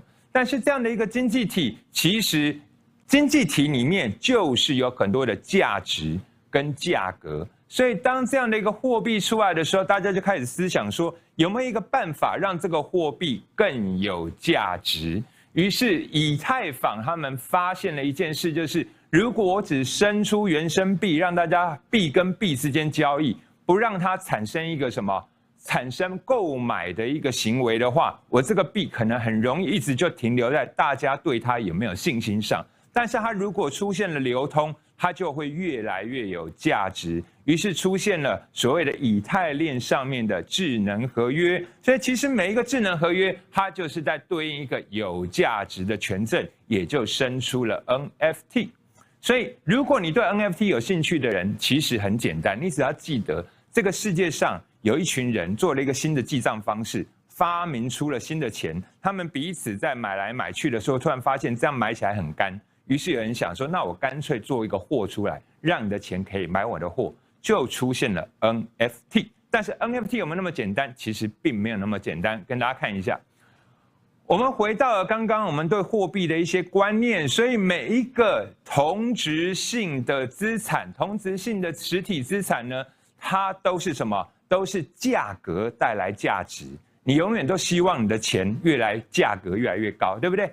它的汇率越高，就代表它越有价值嘛。那所有的非同质性资产，从来都是什么？它的价值会带来价格，对不对？名画价格就会高，大家用价格来判断它的价值，这是原本社会的形态。但是当加密货币只能有价格的时候怎么办？要怎么推升它的价值呢？于是大家就想到，我怎么样把非同质化的价值转移到一个合约上面，我创造这个价值的权证，它就可以拿来被加密货币形成它的价格，而这个价格就直接认证了那个加密货币的价值。也就是在这1-2年，大家看到疯狂的加密货币市场跟 NFT 市场暴涨的原因。但是事情不可能无限的往上涨，所以接下来的内容你要特别注意。也就是我们正在从一个 Web 2.0 进入 Web 3.0 的世界。刚刚你知道的只是经济底层，那如果有经济底层，最重要就是需要人，因为人有需要互相的沟通，才能够产生更多的经济行为和经济需求。所以 Web 2.0 原本是一个中心化，每一个人可以发自己的东西，让别人来跟你互动。直到 Web 3.0 是我们现在在一个地方就可以同时全部互动，而且完全透明。所以在这样的一个 Web 3.0 的世代，区块链的技术和 NFT 的技术，它就变成进入元宇宙的入口。你开始从每天看谁对你有赞，谁对你有爱心，谁对你有留言，开始要进入一个全新的可以跟大家即时互动跟完全透明记账的一个 Metaverse 的世代。所以进到一个 Metaverse 的世代，我刚刚已经跟大家讲了，光有 NFT， 你认为 NFT 它到底是什么呢？其实 NFT 对我而言，它就是一个大门，它就是一个你进入元宇宙的大门。NFT 最大的价值就是这个门后面到底有什么 vision， 这个门后面到底连的是什么 community， 也就是这道门后面到底存在一个什么价值，让你愿意拥有这张门票，进入这个门，享受门后面一切的丰富、一切的资源跟一切的帮助，甚至全新的经济体。所以透过 NFT 它的 vision， 你会进入到不同的社群，你会因在社群里面发现大家有不同共同的追求、共同的愿景，这就是 vision。所以要鼓励大家，如果你真的想做 NFT， 千万不要只把 NFT 当一个货来卖，或真的只把它当一个艺术品来卖。因为要买艺术品，去买真的艺术品就好了，不需要一定要买 NFT。NFT 最大的价值来自于它是一个入口的认证，你可以透过这个入口确定你的身份，确定你的价值，确定你的能力，确定可以享有一切的权利。所以当我们进入了 Metaverse 的时候，你就会发现这个世界完全跟以前不一样，因为它并不是透过实际的资源造出来的，它通通都是你可以透过自己的创意造出来的。也就是说，今天你发行一个 NFT， 你告诉大家一个好的 vision，大家就会因为这个 vision 被你吸引过来，大家会开始进行同样的活动、同样的行动的时候，就会产生有价值的经济行为。而这个经济行为就是支撑大家不断的在你这个 story， 在你这个世界观里面不断留存的原因。而现在所有的 Metaverse 的技术和所有 Metaverse 的服务，都在帮助你把你的意向、把你的资源，透过一个可自创的虚拟世界，让你直接在这个世界里面可以实现。当然，我们要知道，虚拟世界既然是虚拟，它就没有限制，不一定永远都是像这样的一个未来世界，它也有可能是什么回到过去的古代世界，因为它不被时空限制，所以也有可能未来会出现全新的三国志，就是你只要买了，比如说你买了张飞卡啊，你就可以加入张飞军，然后呢，对方是买了曹操卡，他就可以加入曹操军。张飞卡可以享有张飞军里面一切的资源、一切的商业所带来的共同的分润。曹操军也可以享有曹操军在虚拟世界里面一切的功能跟一切的分润。当你带着你的张飞军像打电玩一样，都基本上会一模一样，去打下曹操军的城的时候，你所有的人可以有智能合约知道，你开始现在拥有了这所有曹操部队所有的资源、资产跟它的赋能，这是非常有可能在未来的事件发生的。所以我认为，在未来的 Metaverse 里面，每一个人都会有他的新身份，每一个人都会有他的新资产，而每一个人都会在里面有一个新的 vision， 也就是愿景。所以今天为什么要特别讲这个愿景？在这边我跟大家分享一下 ，Fanta Bear 在一开始要发行的时候的重点，并不是说我们打明星牌。今天我们要非常感谢周杰伦先生分享了 Fanta Bear 这样的一个创作，但是更重要的是，他找到大家一个共同的 vision， 这个 story 把大家吸引进来，就是要看他的演唱会不容易嘛，要看他的第一次虚拟演唱会也是史无前例嘛。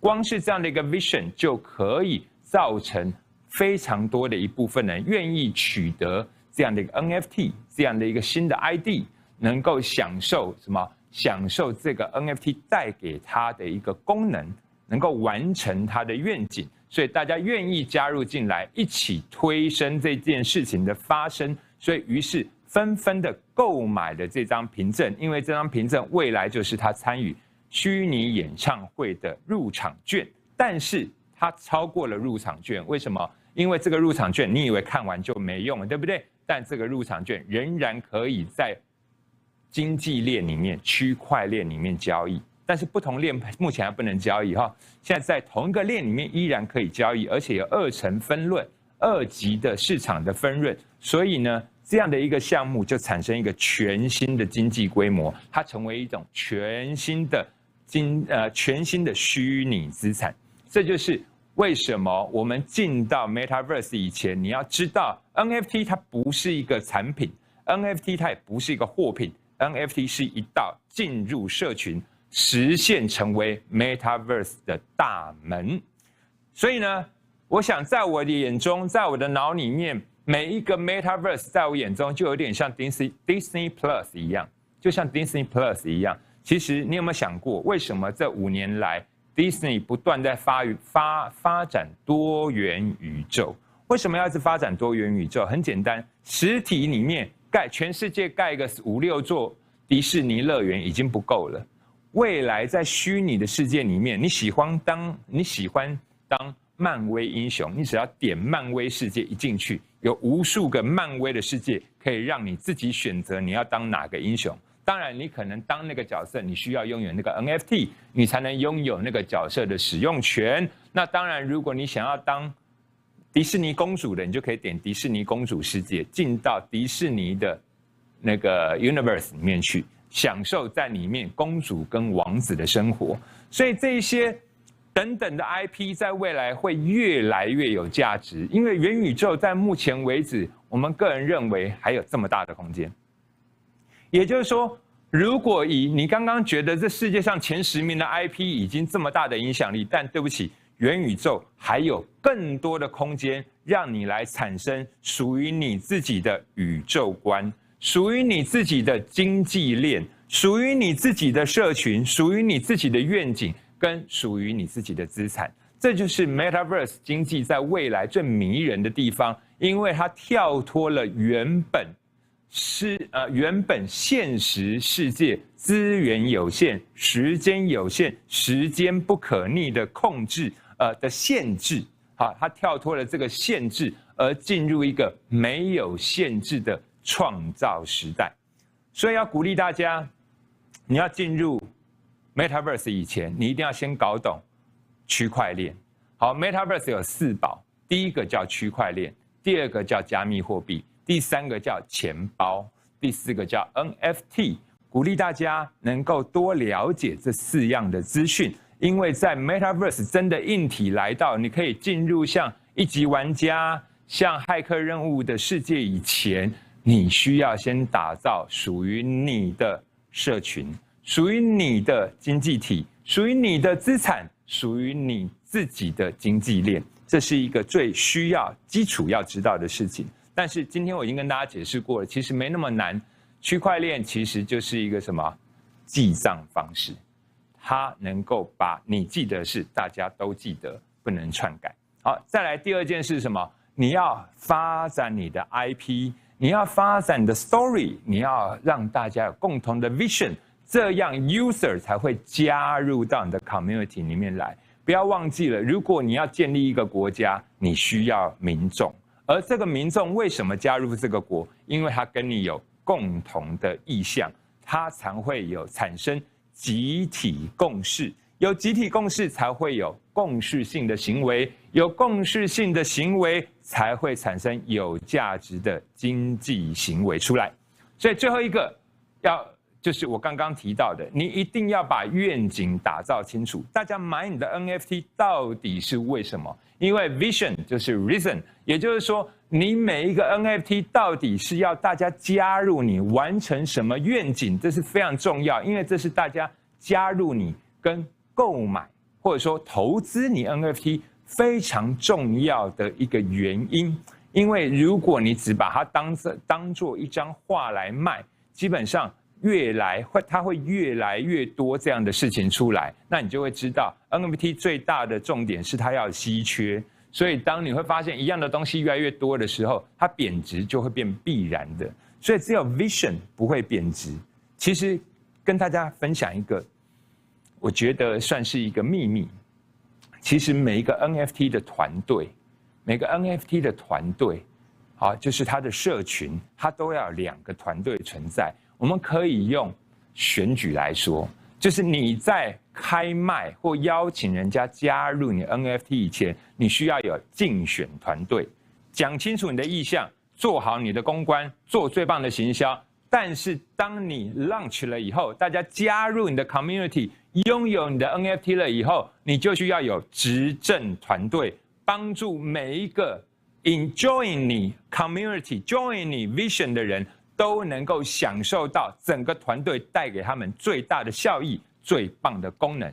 所以鼓励大家，让我们一起在新的元宇宙世代建造你的新身份、你的新资产跟你的新故事。谢谢大家。今天我们上午场的分享呢，到这边告一段落了。各位线上朋友，请稍作休息。到了下午，我们还有更精彩的演说，敬请持续锁定。我们稍后见。同时也欢迎大家先来点击一下我们直播平台资讯栏当中的网址，或者我们可以直接扫描在荧幕上的 QR code， 可以帮我们填写一下线上活动的满意度问卷，我们会抽出幸运观众送上精美小礼物。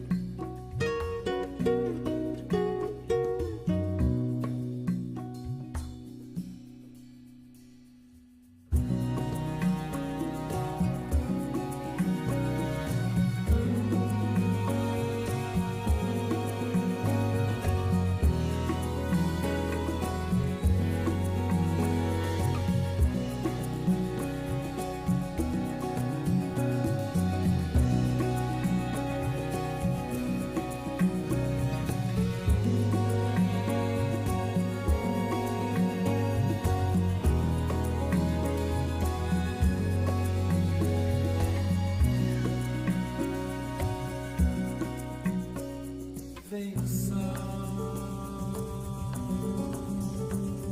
da manhã, ilumina, desperta, faz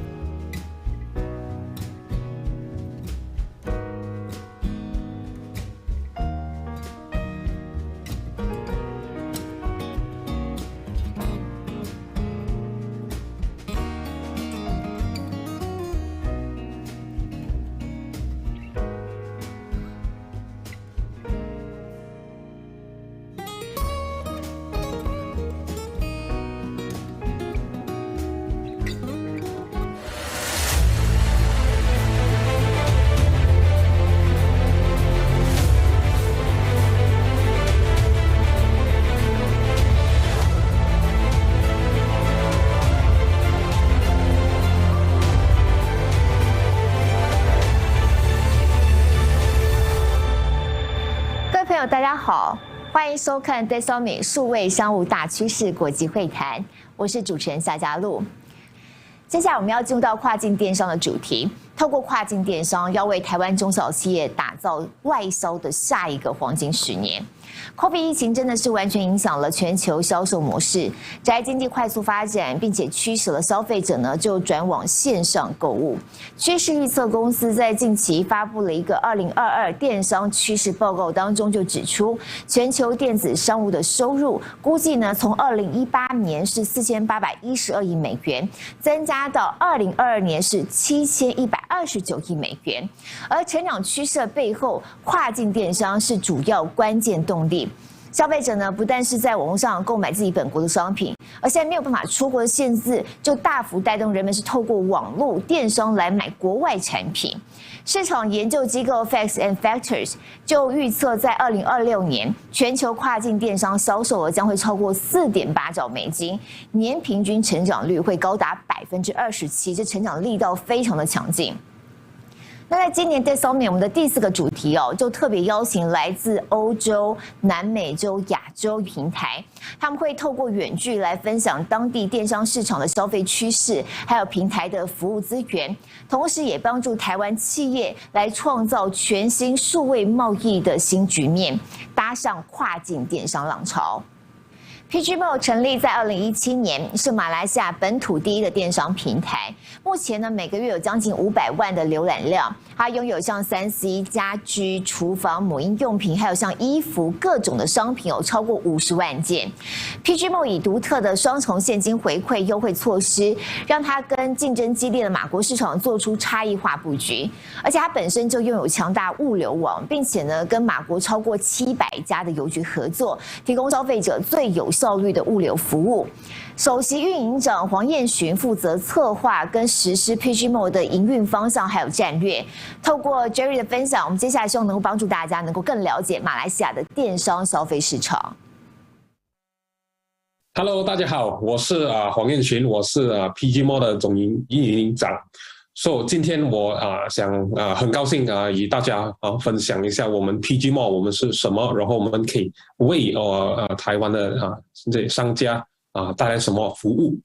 首先 PGMALL 我们是一个马来西亚大马的一个电商平台，我们现在是local 的我们是马来西亚的 No.1 的电商平台。我们 as a 电商平台，我们 offer 给我们的买家跟卖家许多非常特别的服务和那个优惠让买家卖家都有兴趣上来我们这边来买卖。我来跟大家讲解一下马来西亚的那个市场的那个现在是怎么样在这个 e-commerce 的这个圈子里面，这个工业。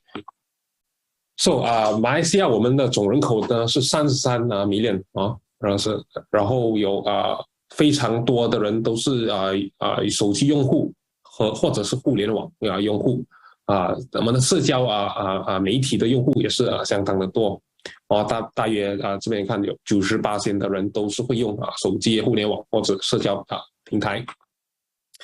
那他们会用这些网络、这些手机社交平台呢，就是代表他们也非常的经常在网上购买货物，尤其是这个 past 2年非常多人都学会了在网上购买，因为这是一个习惯一个日常的一个习惯。当他们习惯了这过后呢，相信了网上购买的这个平台后呢，他们就会渐渐的越买越多。这是一个这个是一个 chart of 我们马来西亚的那个电子商务那个网上购物的那个收益，这个是每一年总共整个工业的那个电子商务的收益，你可以看到是每一年都继续增长的，这是以美金10亿的那个计算，所以是一个非常非常大而且是蓬勃发展的一个工业。那在马来西亚呢，我们的那个电子那个商务的支付方式也是相当的成熟了我们有好几个电子钱包也是很大部分的人都都会用银行来转账，或者是网上购买的，都是用那种电子的那个收费的方式来支付。那我们也是也有非常多的PGMALL 本身身为一个平台，我们会offer 非常多的这些服务给例如是优惠券或者是折扣或者是免邮这个优惠券我们都给我们的卖家跟买家这些方便这些系统的方便。那 PGMALL 在马来西亚呢是一个如何的一个平台呢？那我们来看一下我们的排行榜，这是一个 iPrice 是一个东南亚的一个这个公司，它会拒收那些大数据不同的那一些网购平台，整个工业的那些网购平台，它都会有这些数据。那它有这数据过后，它会做一个排行榜，这是一个今年年头first quarter 的一个排行榜。你可以看到PGMALL 是在这排行榜里面是占第2的这是我们这个 Q1 刚刚成为第2。那我们就已经非常的快的那个速度呢达到第2了。这个是一个以monthly web visit 就是一个月的一个人数量来计算的一个排行榜。那这是一个它更深入的一个detail 的 analysis 如果大家有兴趣可以去看看，也让大家有更深入的了解这个PGMALL 是如何成为第二排行榜的。这是另外一个网站来检查那个浏览量，这是我们一个月的统计的一个每个月的那个总浏览量。我们的卖家数量呢也是逐渐的越来越多因为大家都知道我们的浏览量越来越多了，所以我们的本地的那个本土的卖家是越来越多。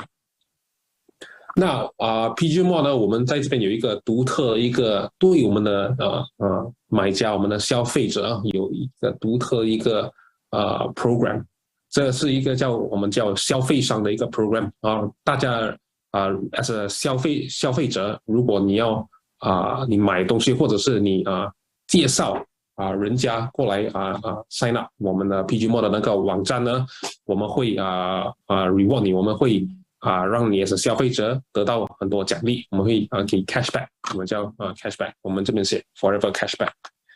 那我们的这个消费者呢是去2-3成的这个连接。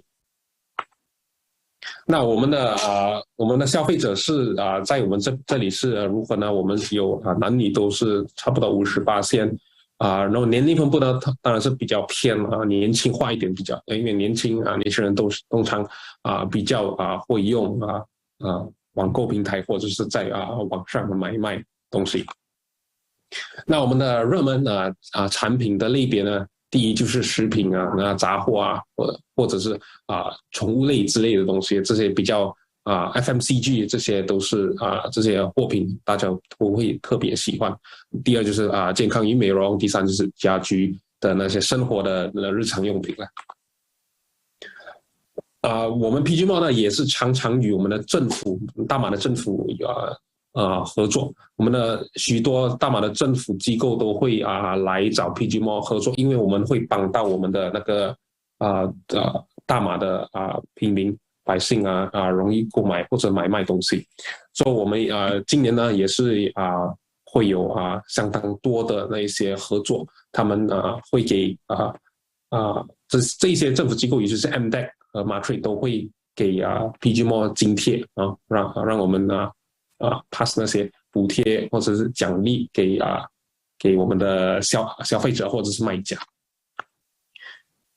PGMALL 呢，我们也是在这个 e-commerce 工业有与许多的那个平台对接例如那些fulfillment center 或者是电子钱包或者是物流服务那个 provider， 我们都是与他们全部都API integrated， 全部都是已经是系统化非常非常的方便对卖家来讲非常非常的方便。你可以选择你想要用的那些物理服务，或者是那你想用的电子钱包，全部都是在系统里面都是一个键一个 button 按就可以得到。那最近呢，我们也是与 Grab Express 有一个非常特别的一个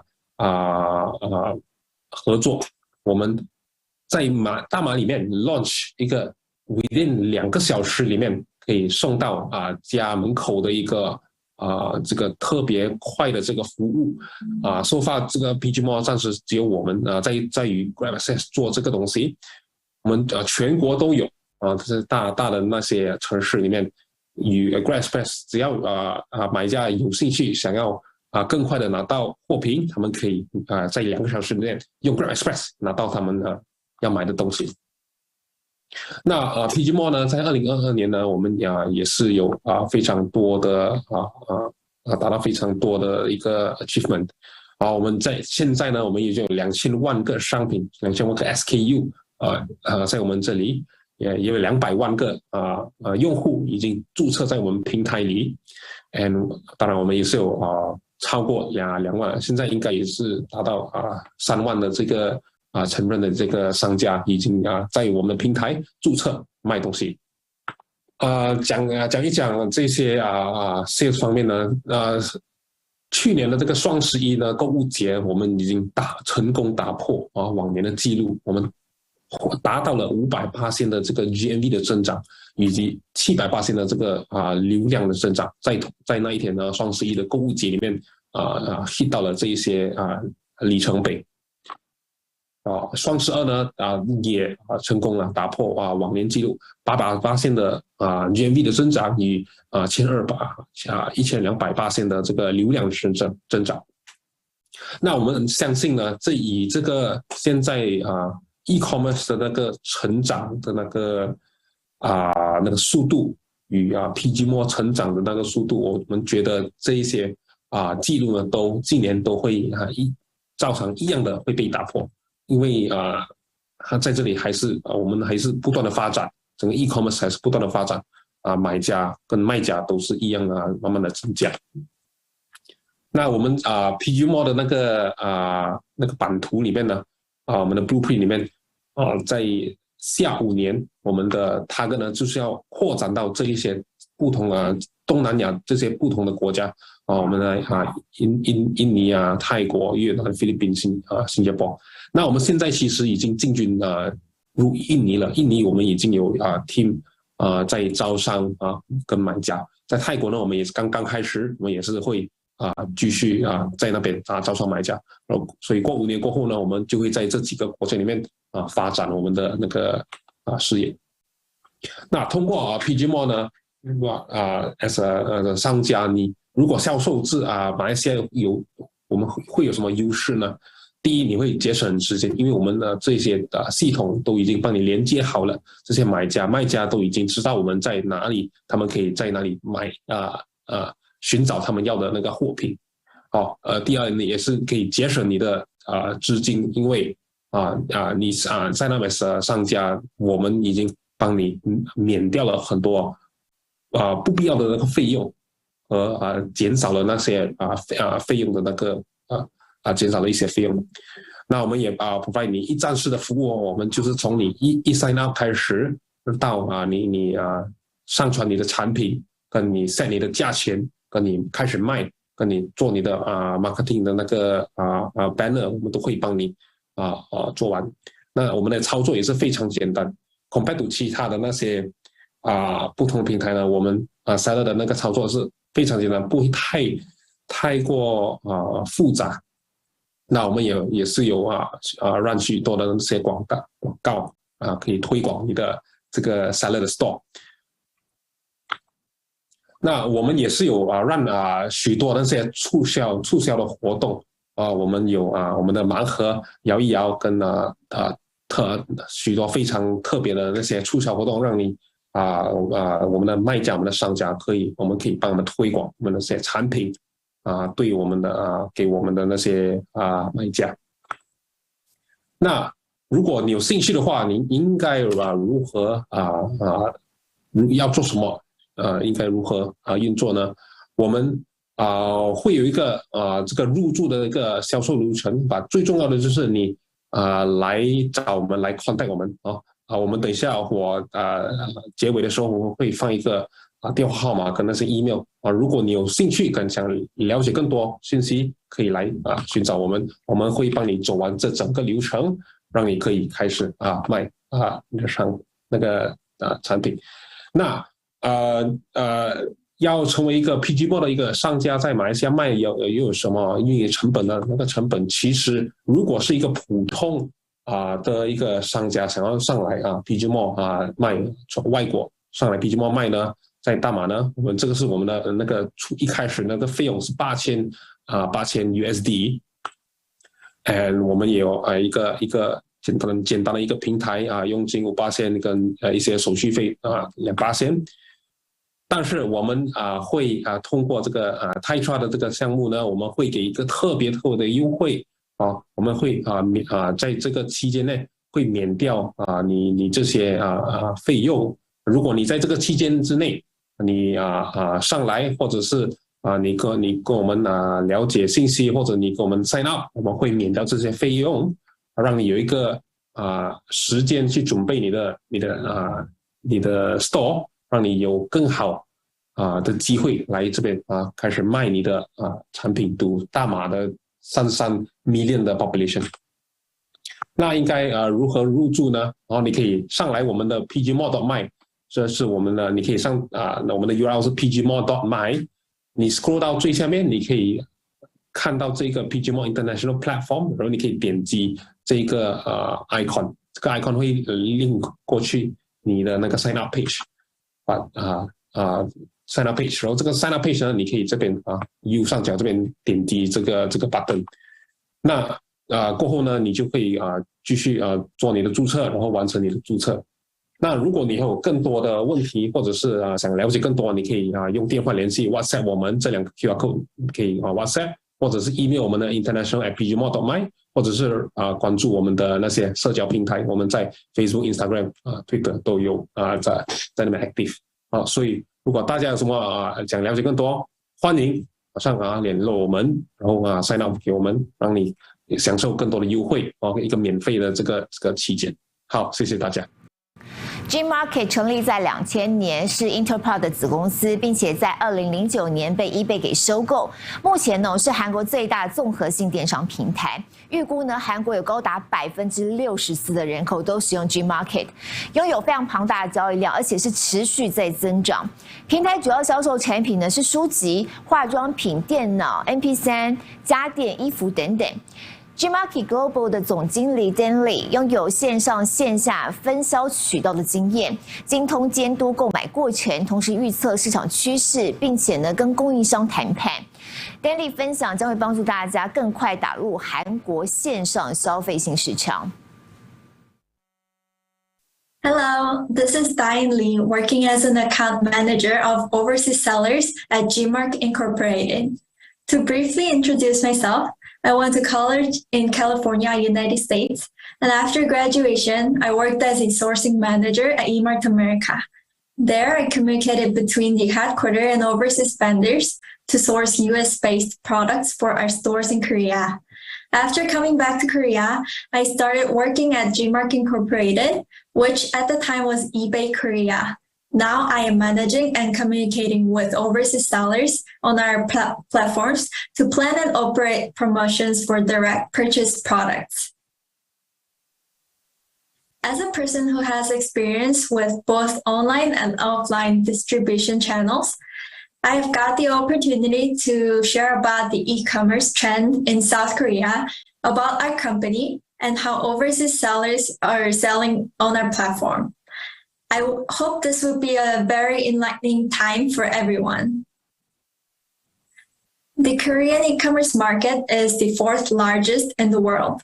According to the data from the Korean government, the total online transactions during 2021 in the various channels reached $144.7 billion, which was an increase of approximately 20% compared to the last year. South Korea is one of the biggest e-commerce markets worldwide, As a consumer society with an internet usage rate of 93% among the population, it is no surprise that e-commerce holds a strong position in South Korea. The value of e-commerce sales in South Korea amounted to more than 187 trillion South Korean won in 2021. The popularity of online shopping through different e-commerce channels has continuously grown over the last few years. This was especially true in the last year due to the effects of COVID-19, as the South Korean e-commerce market experienced a high increase. Internet shopping was especially popular among people under 40-year-olds, with over 97% of South Koreans from 20 to 39 using internet shopping. Online shopping is the most popular way of e-commerce, with around 70% of South Koreans using internet shopping as of September 2020. Among those, the monthly online shopping frequency varied, but more than half of all internet shoppers did so 3 or more times a month. The most popular categories of online shopping include consumer electronics and consumer goods, such as food and beverages, but also clothing and household items. Now that more transactions are being shifted to online interactions instead of purchasing from physical stores, online grocery shopping has also become more widespread, resulting in a lot of people using mobile grocery shopping applications. The graph is the data and forecast of revenue of each category in the South Korean e-commerce market. When you look at the last year's data, fashion ranked as the highest category, followed by electronics and beauty, health, personal care. The predictions show that each category is going to increase every year. In May 2020, GMarket was found to be the online shopping website with the highest reach in PC, with around 8.8 million unique visitors. According to the most recent data, Coupang saw more traffic than any other South Korean online shopping website, with around 6.62 million unique visitors in May 2022, followed by GMarket, which has been a leader in the South Korean e-commerce market for a long time. The graph on the left shows the major open market platforms in South Korea.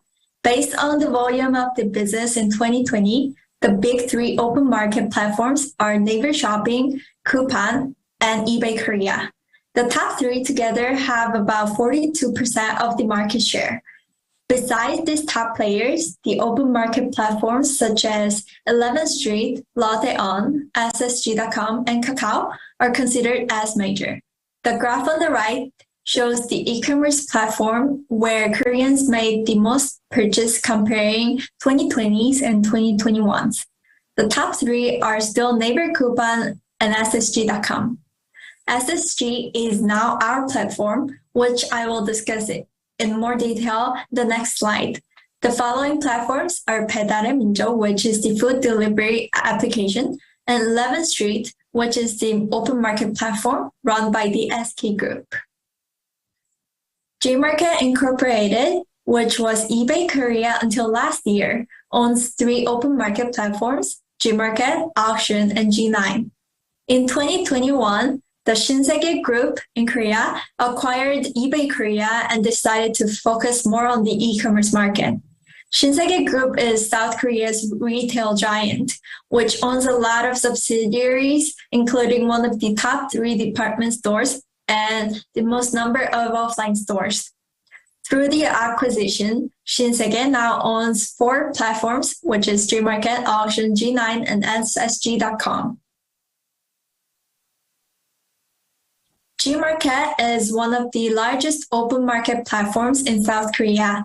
The website was founded in the year 2000, became the subsidiary of eBay in 2009. Goods on the website are sold to both national and international customers. The website functions as an online marketplace, as GMarket does not handle goods nor payments. Auction is Korea's first open market platform, which was founded in 1998. G9 was founded in 2013. It is a curation-focused website optimized for mobile shopping and overseas direct purchase. These are the basic overview of what each of our website looks like. We have both PC and mobile-friendly views. With its long history, we have been in the top-ranked marketplaces for many years.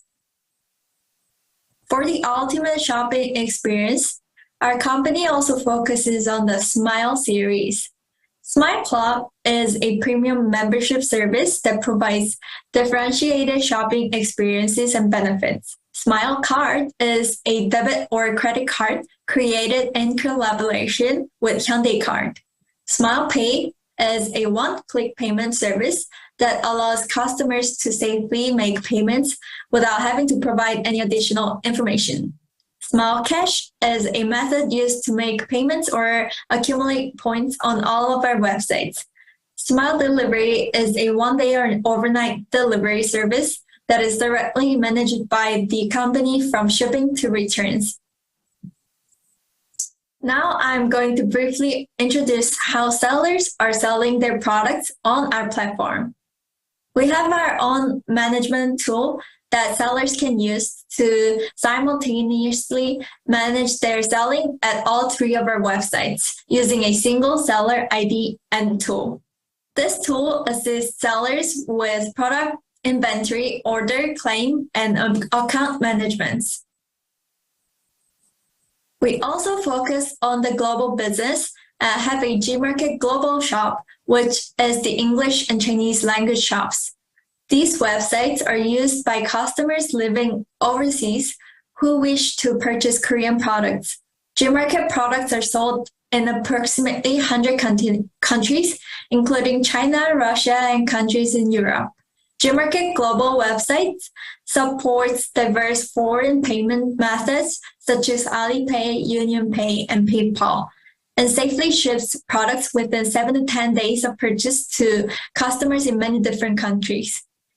We also have a multilingual customer service call center with staff fluent in English and Chinese for the handling of inquiries relating to returns and cancellations.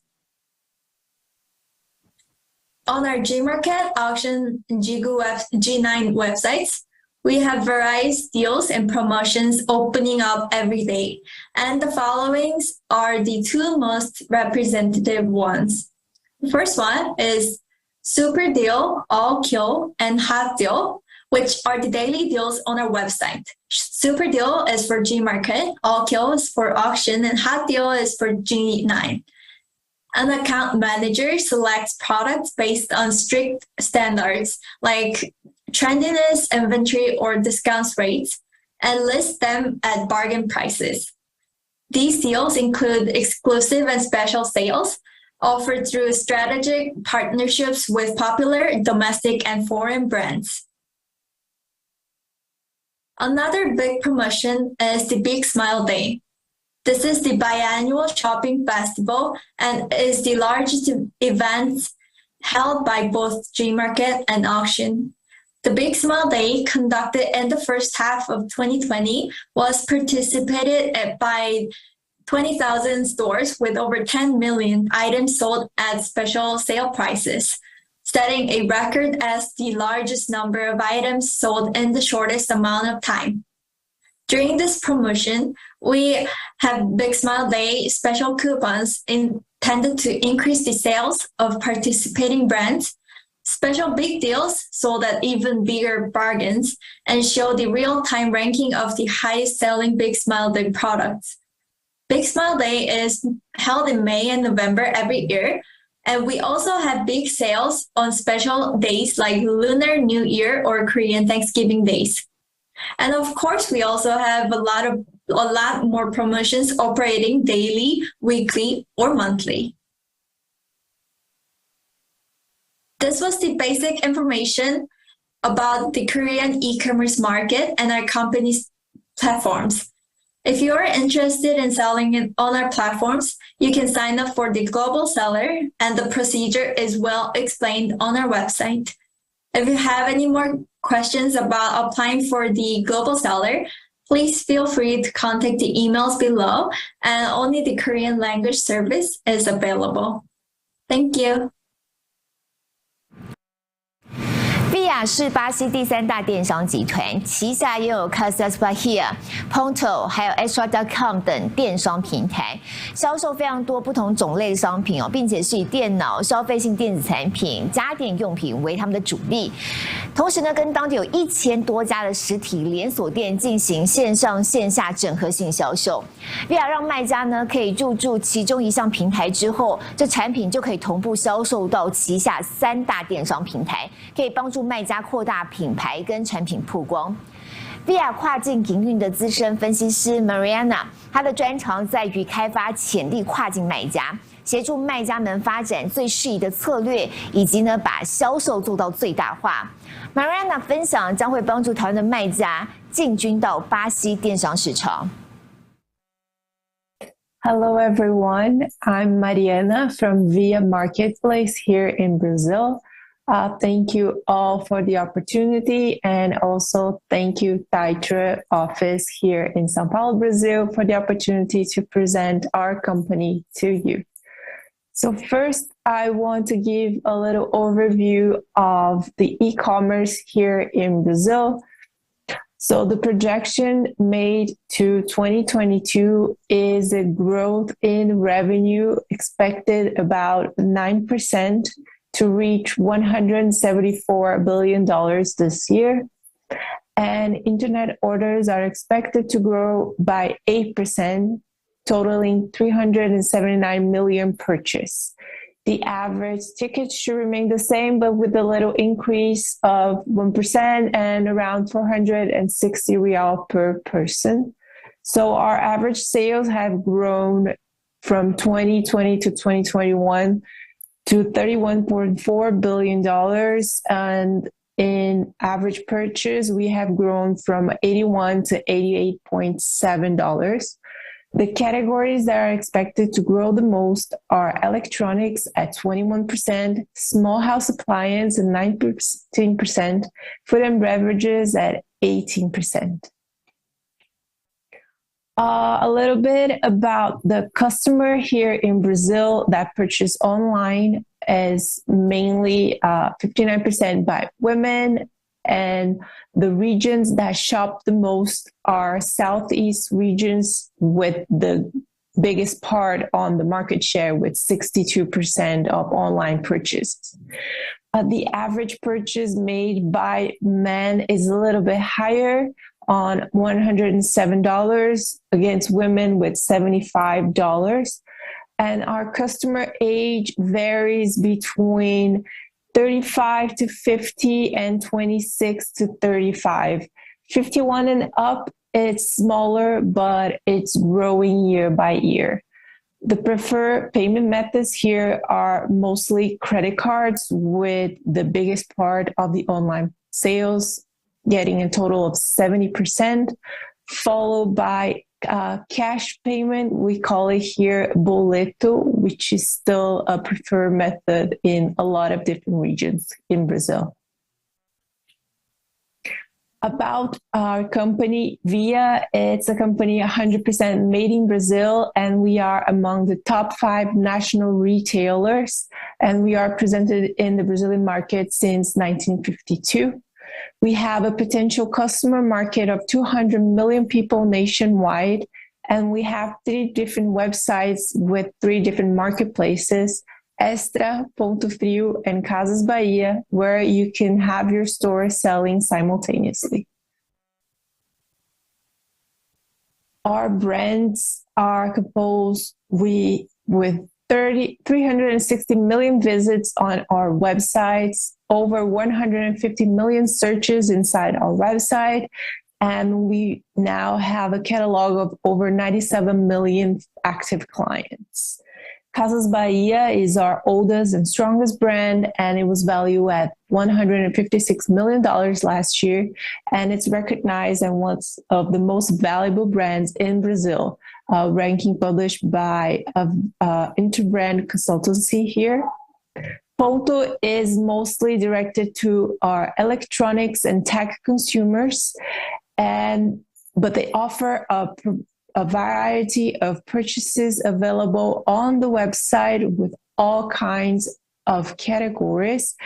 But the main ones are tech and innovative products. Extra sells a wide range of products here, and it's most focused on automotive parts, diapers, furniture, houseware, and all related to that. And in 2013, Extra was the first e-commerce to start a platform for marketplace. So that has straightened our positioning in that market. Casas Bahia, which is our main brand and store, has over 50 million products registered, over 34 million orders, and over 32 million active customers. The most sort of age group that is registered with us is between 33 to 45 years old, composed most of women, but men follow shortly, and with 19% women and 14% men. We target mostly to working class, followed by lower middle class and lower class consumers. Our results last year was a total GMV of over $8.7 billion with a 14% growth compared to 2020. And on this growth, our online sales represent 59.2% of the GMV. And last year, we said it would be the year of the marketplace, and we did that. 3P doubled GMV versus 2020, reaching $1.2 billion, and it was an unprecedented speed in the sector and accounted for 24% of our digital sales. We have a robust marketplace, and we reached the end of the year with more than 140,000 sellers and assortment of 41 million SKUs registered in all of our 3 websites.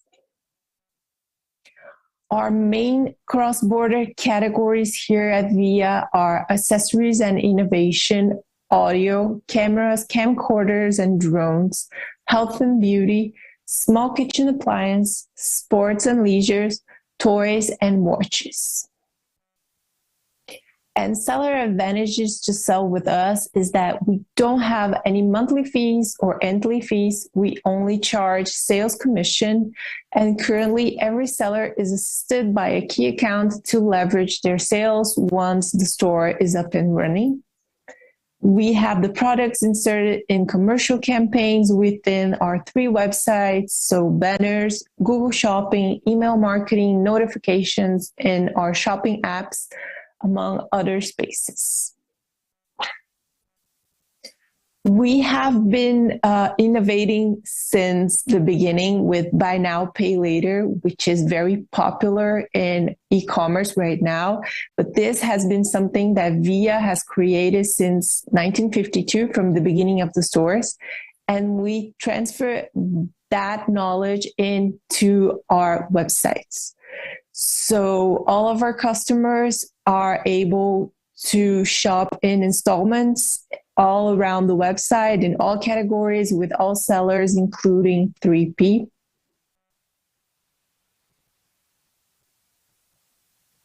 And how to join our platform is very simple.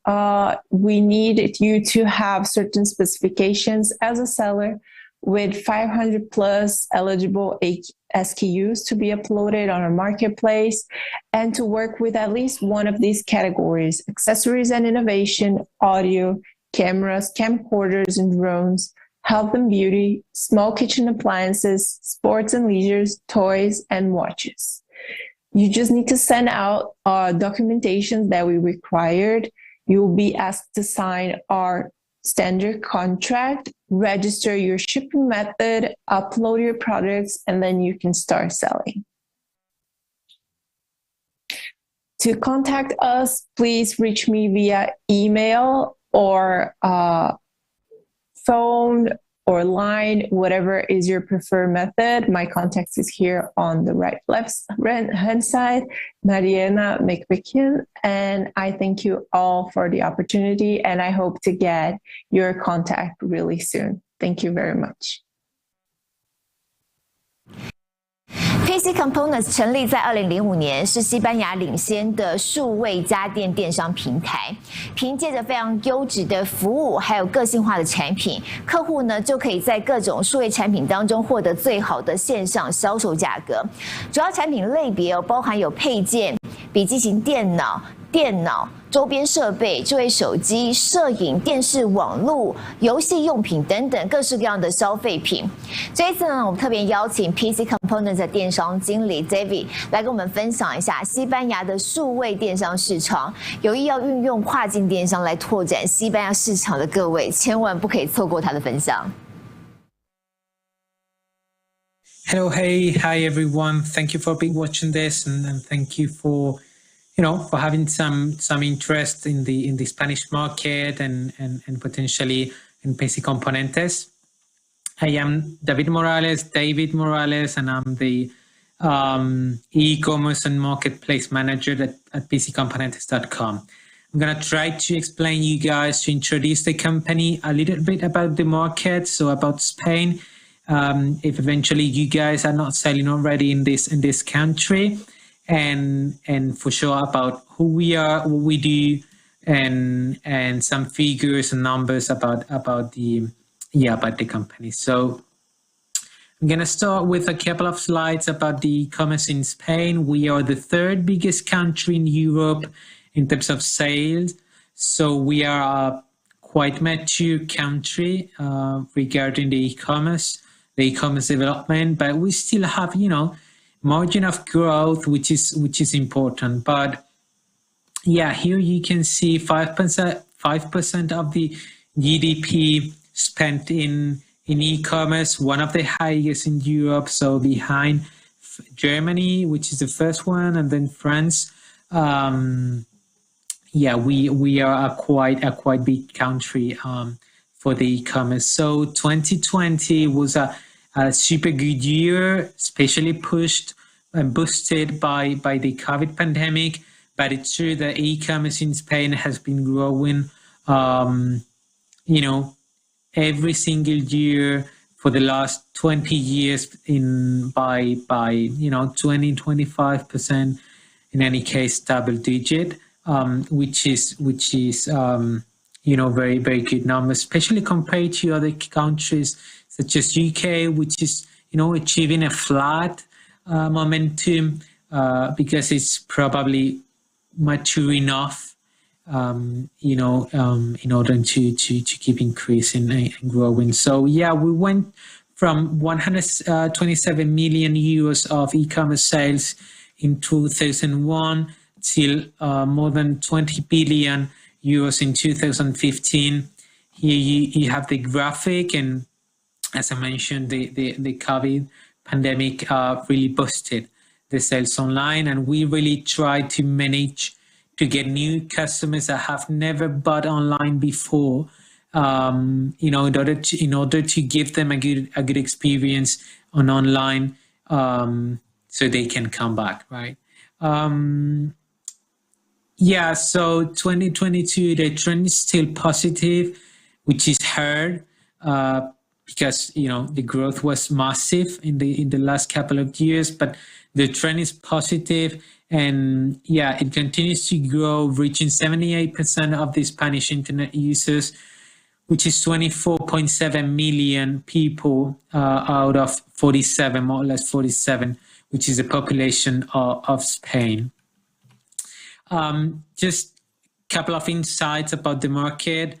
We see a higher penetration in the younger and middle-aged target, from 35 to 44, which is, by the way, our target, PC Componentes target, and a growing preference for hybrid channel shopping, combining online and face-to-face shopping experiences. It's true that in terms of traffic, we've seen, new channels coming up, TikTok, Twitch, and all the companies trying to figure out how to, face all the CPC from Google, increasing prices and everything. Anyway, Spanish e-commerce users shop online an average of almost 3 times, and ticket spend of 70 euros. Satisfaction, we are a mature country, so we have big companies online, and we really provide a good service. Computers still being the main device. However, the mobile increasing, non-stop increasing. It doesn't really, it is really become the main device. For us, PC Componentes, it is the main device, okay? So basically 65-70% of the traffic is already coming from mobile devices. And the technology, as you can see here, and electronics is the third biggest category on online, which is basically good for us. So who we are, who was PC Componentes, pure player, born in 2005, 17 years old company, never raised money, 700 million US revenue a year, always profitable, 42.5 million US EBITDA in 2020. Very solid company. We are the third biggest e-commerce in Spain in terms of sales, and we are specialists, which means we are the leader in the vertical of electronics and technology products, TVs, smartphones, especially laptops and PCs. We have a market share for PC and laptops of more than 20-25%, which make us basically the leader in Spain. We sell in Spain and Portugal, and we launched our marketplace in 2018. So we are now selling our products, private labels, 1P products, so in a retail model, and 3P products on a marketplace model. Okay, so main figures, 200 million sessions a year. The leader company, as I mentioned, we've been awarded as the best e-commerce in Spain for several years.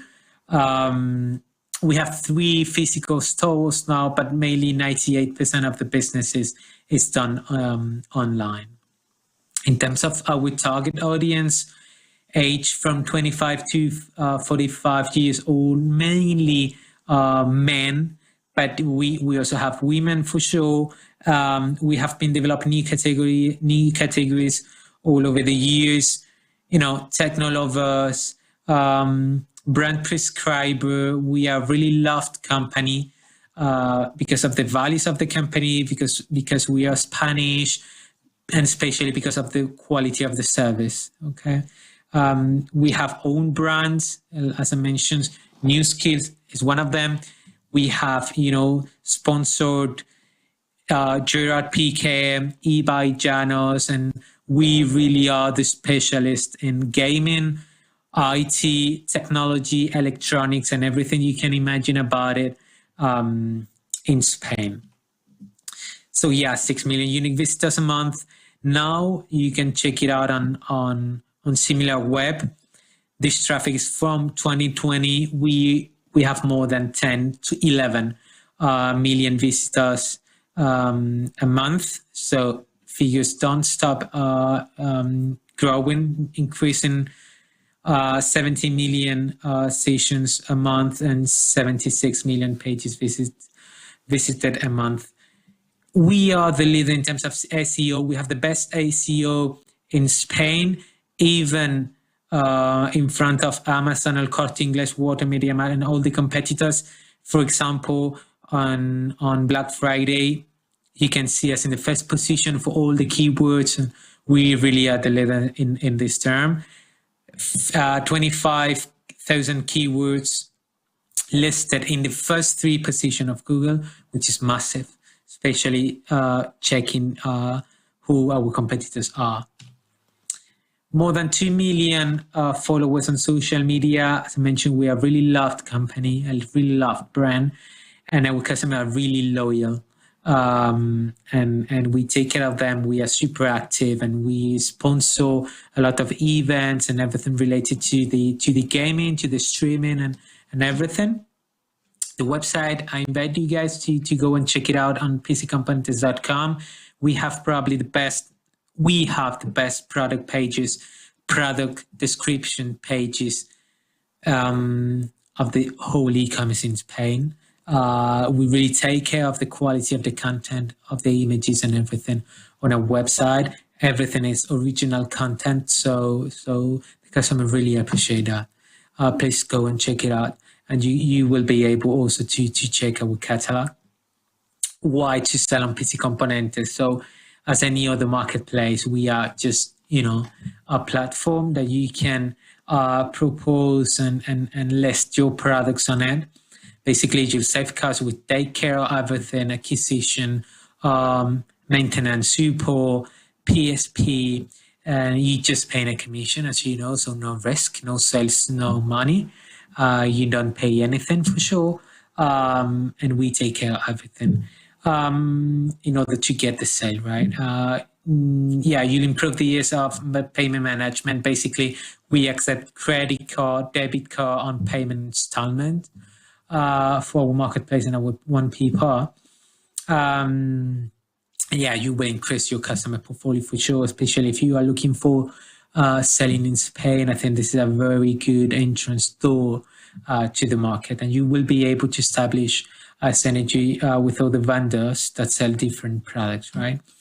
How it works, similar to other marketplace, it is important to know that we are very different to Amazon in the way that we treat our sellers, our vendors, our suppliers, providers, and everyone. We really respect them, right? We have very few sellers, so 350 sellers selling on PCComponentes.com today. However, we've been able to come from 10 million euros of marketplace sales in the first year, 62 million euros in 2020, 82.5 million euros in 2021. We're going to achieve more than 100 million euros in the marketplace this year. It represents already 15% of the total business of the company with only 300 sellers, which means you don't really have to fight with all the thousands of sellers for one buy box. You can create your niche. You can be the leader quite simply selling on PC Componentes if you have a good catalog and you provide a good quality of service. So how it works, simple. You provide your catalog to us. We're going to display your products on PCComponentes.com. The customer is going to make an order. You're going to receive a notification, and you're going to take care of the logistics. So just ship the product, deliver it, and take care of the RMA, and all the post sales, customer service, and everything. We're here to help. So we give an account manager with direct contact communication to all the sellers. That's a huge difference compared to Amazon, AliExpress, all the marketplaces, and I think that it makes us, better. We really want to develop healthy relationship with our sellers, and we really want them, to make good business with us. Quality criteria that I give you guys here, that must be, respected, right? So the quality criteria are, as you can see here, 4.2 out of 5 in terms of reviews given by the customers, less than 15% of incident rate, 24 hours for accepting the order, less than 1.5 refusement rates, and answering the customers in less than 24 hours.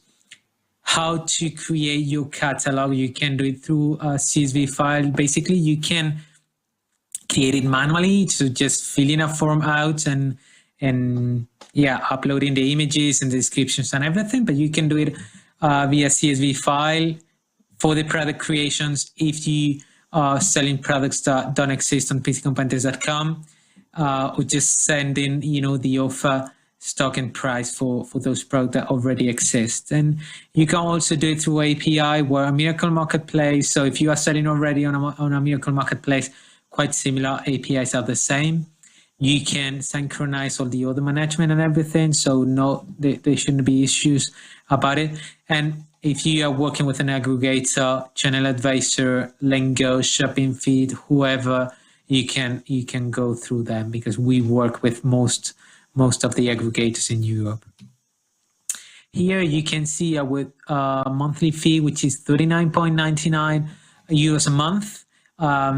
Any seller coming from this conference or event can have 3 months for free in terms of monthly fee. And then you have all the commissions, which are quite, standard. Just check them out and yeah, I mean, there is no secret. There is no any other fee to pay. This is it. And we also sell refurbished products. So if you are a company selling refurbished, we sell around 25 million euros a year in refurbished, and it's increasing a lot. So I think it's a good opportunity, and the commission is, as you can see, just 2% extra to the standard commission. So yeah, PC Componentes, it's the leader in our sector, as I mentioned, electronics, technology, electronic appliances, TV, smartphones, laptops, tablets, and everything you can imagine. 700 million euros a year. We launched our marketplace 4 years ago. 10 million first year, 62 million second year, 82.5 million third year. This year we're gonna make 100 million euros. As a resume, I think it's a good place to start selling in Spain, to open a new country, or to develop your sales in Europe if you're not doing it already. So we're happy to get your messages, guys, any questions you might have. sellers@pccomponentes.com, either my email, david.morales@pccomponentes.com. You can go to pccomponentes.com, go to the footer and click on Marketplace. Thank you for your attention. Any questions, guys, please feel free to reach out, and hope to talk to you soon. Thank you very much. Bye. 2022 Dain Lee 数位商务大趋势国际会谈到这边告一个段落，谢谢所有与会的企业还有分享贵宾们，带给大家这2天非常充实、相当精彩的线上飨宴。当然更感谢各位的收看，希望 Dain Lee 能够带给大家 Think Big but Start Small 的勇气跟灵感。各位的支持是 Dain Lee 我们每年成长进化的动力。欢迎各位可以点击直播频道资讯栏上头的网址，或者也可以直接扫描荧幕上头 QR code， 填写我们活动的满意度线上问卷，我们会从中抽出一些幸运的观众，送上精美小礼物。再次感谢您的参与，在会后呢，已经授权的讲师简报内容会提供在外贸协会的数位电商基地网站当中，朋友们可以去下载，让各位可以一次浏览所有关于数位经济的最新资讯。也欢迎各位在活动之后呢，到 The Summit 的活动官网重温这2天非常精彩的演讲。Thank you for having a nice day with us. See you next year. 2023 Dain Summit， 我们相约明年见。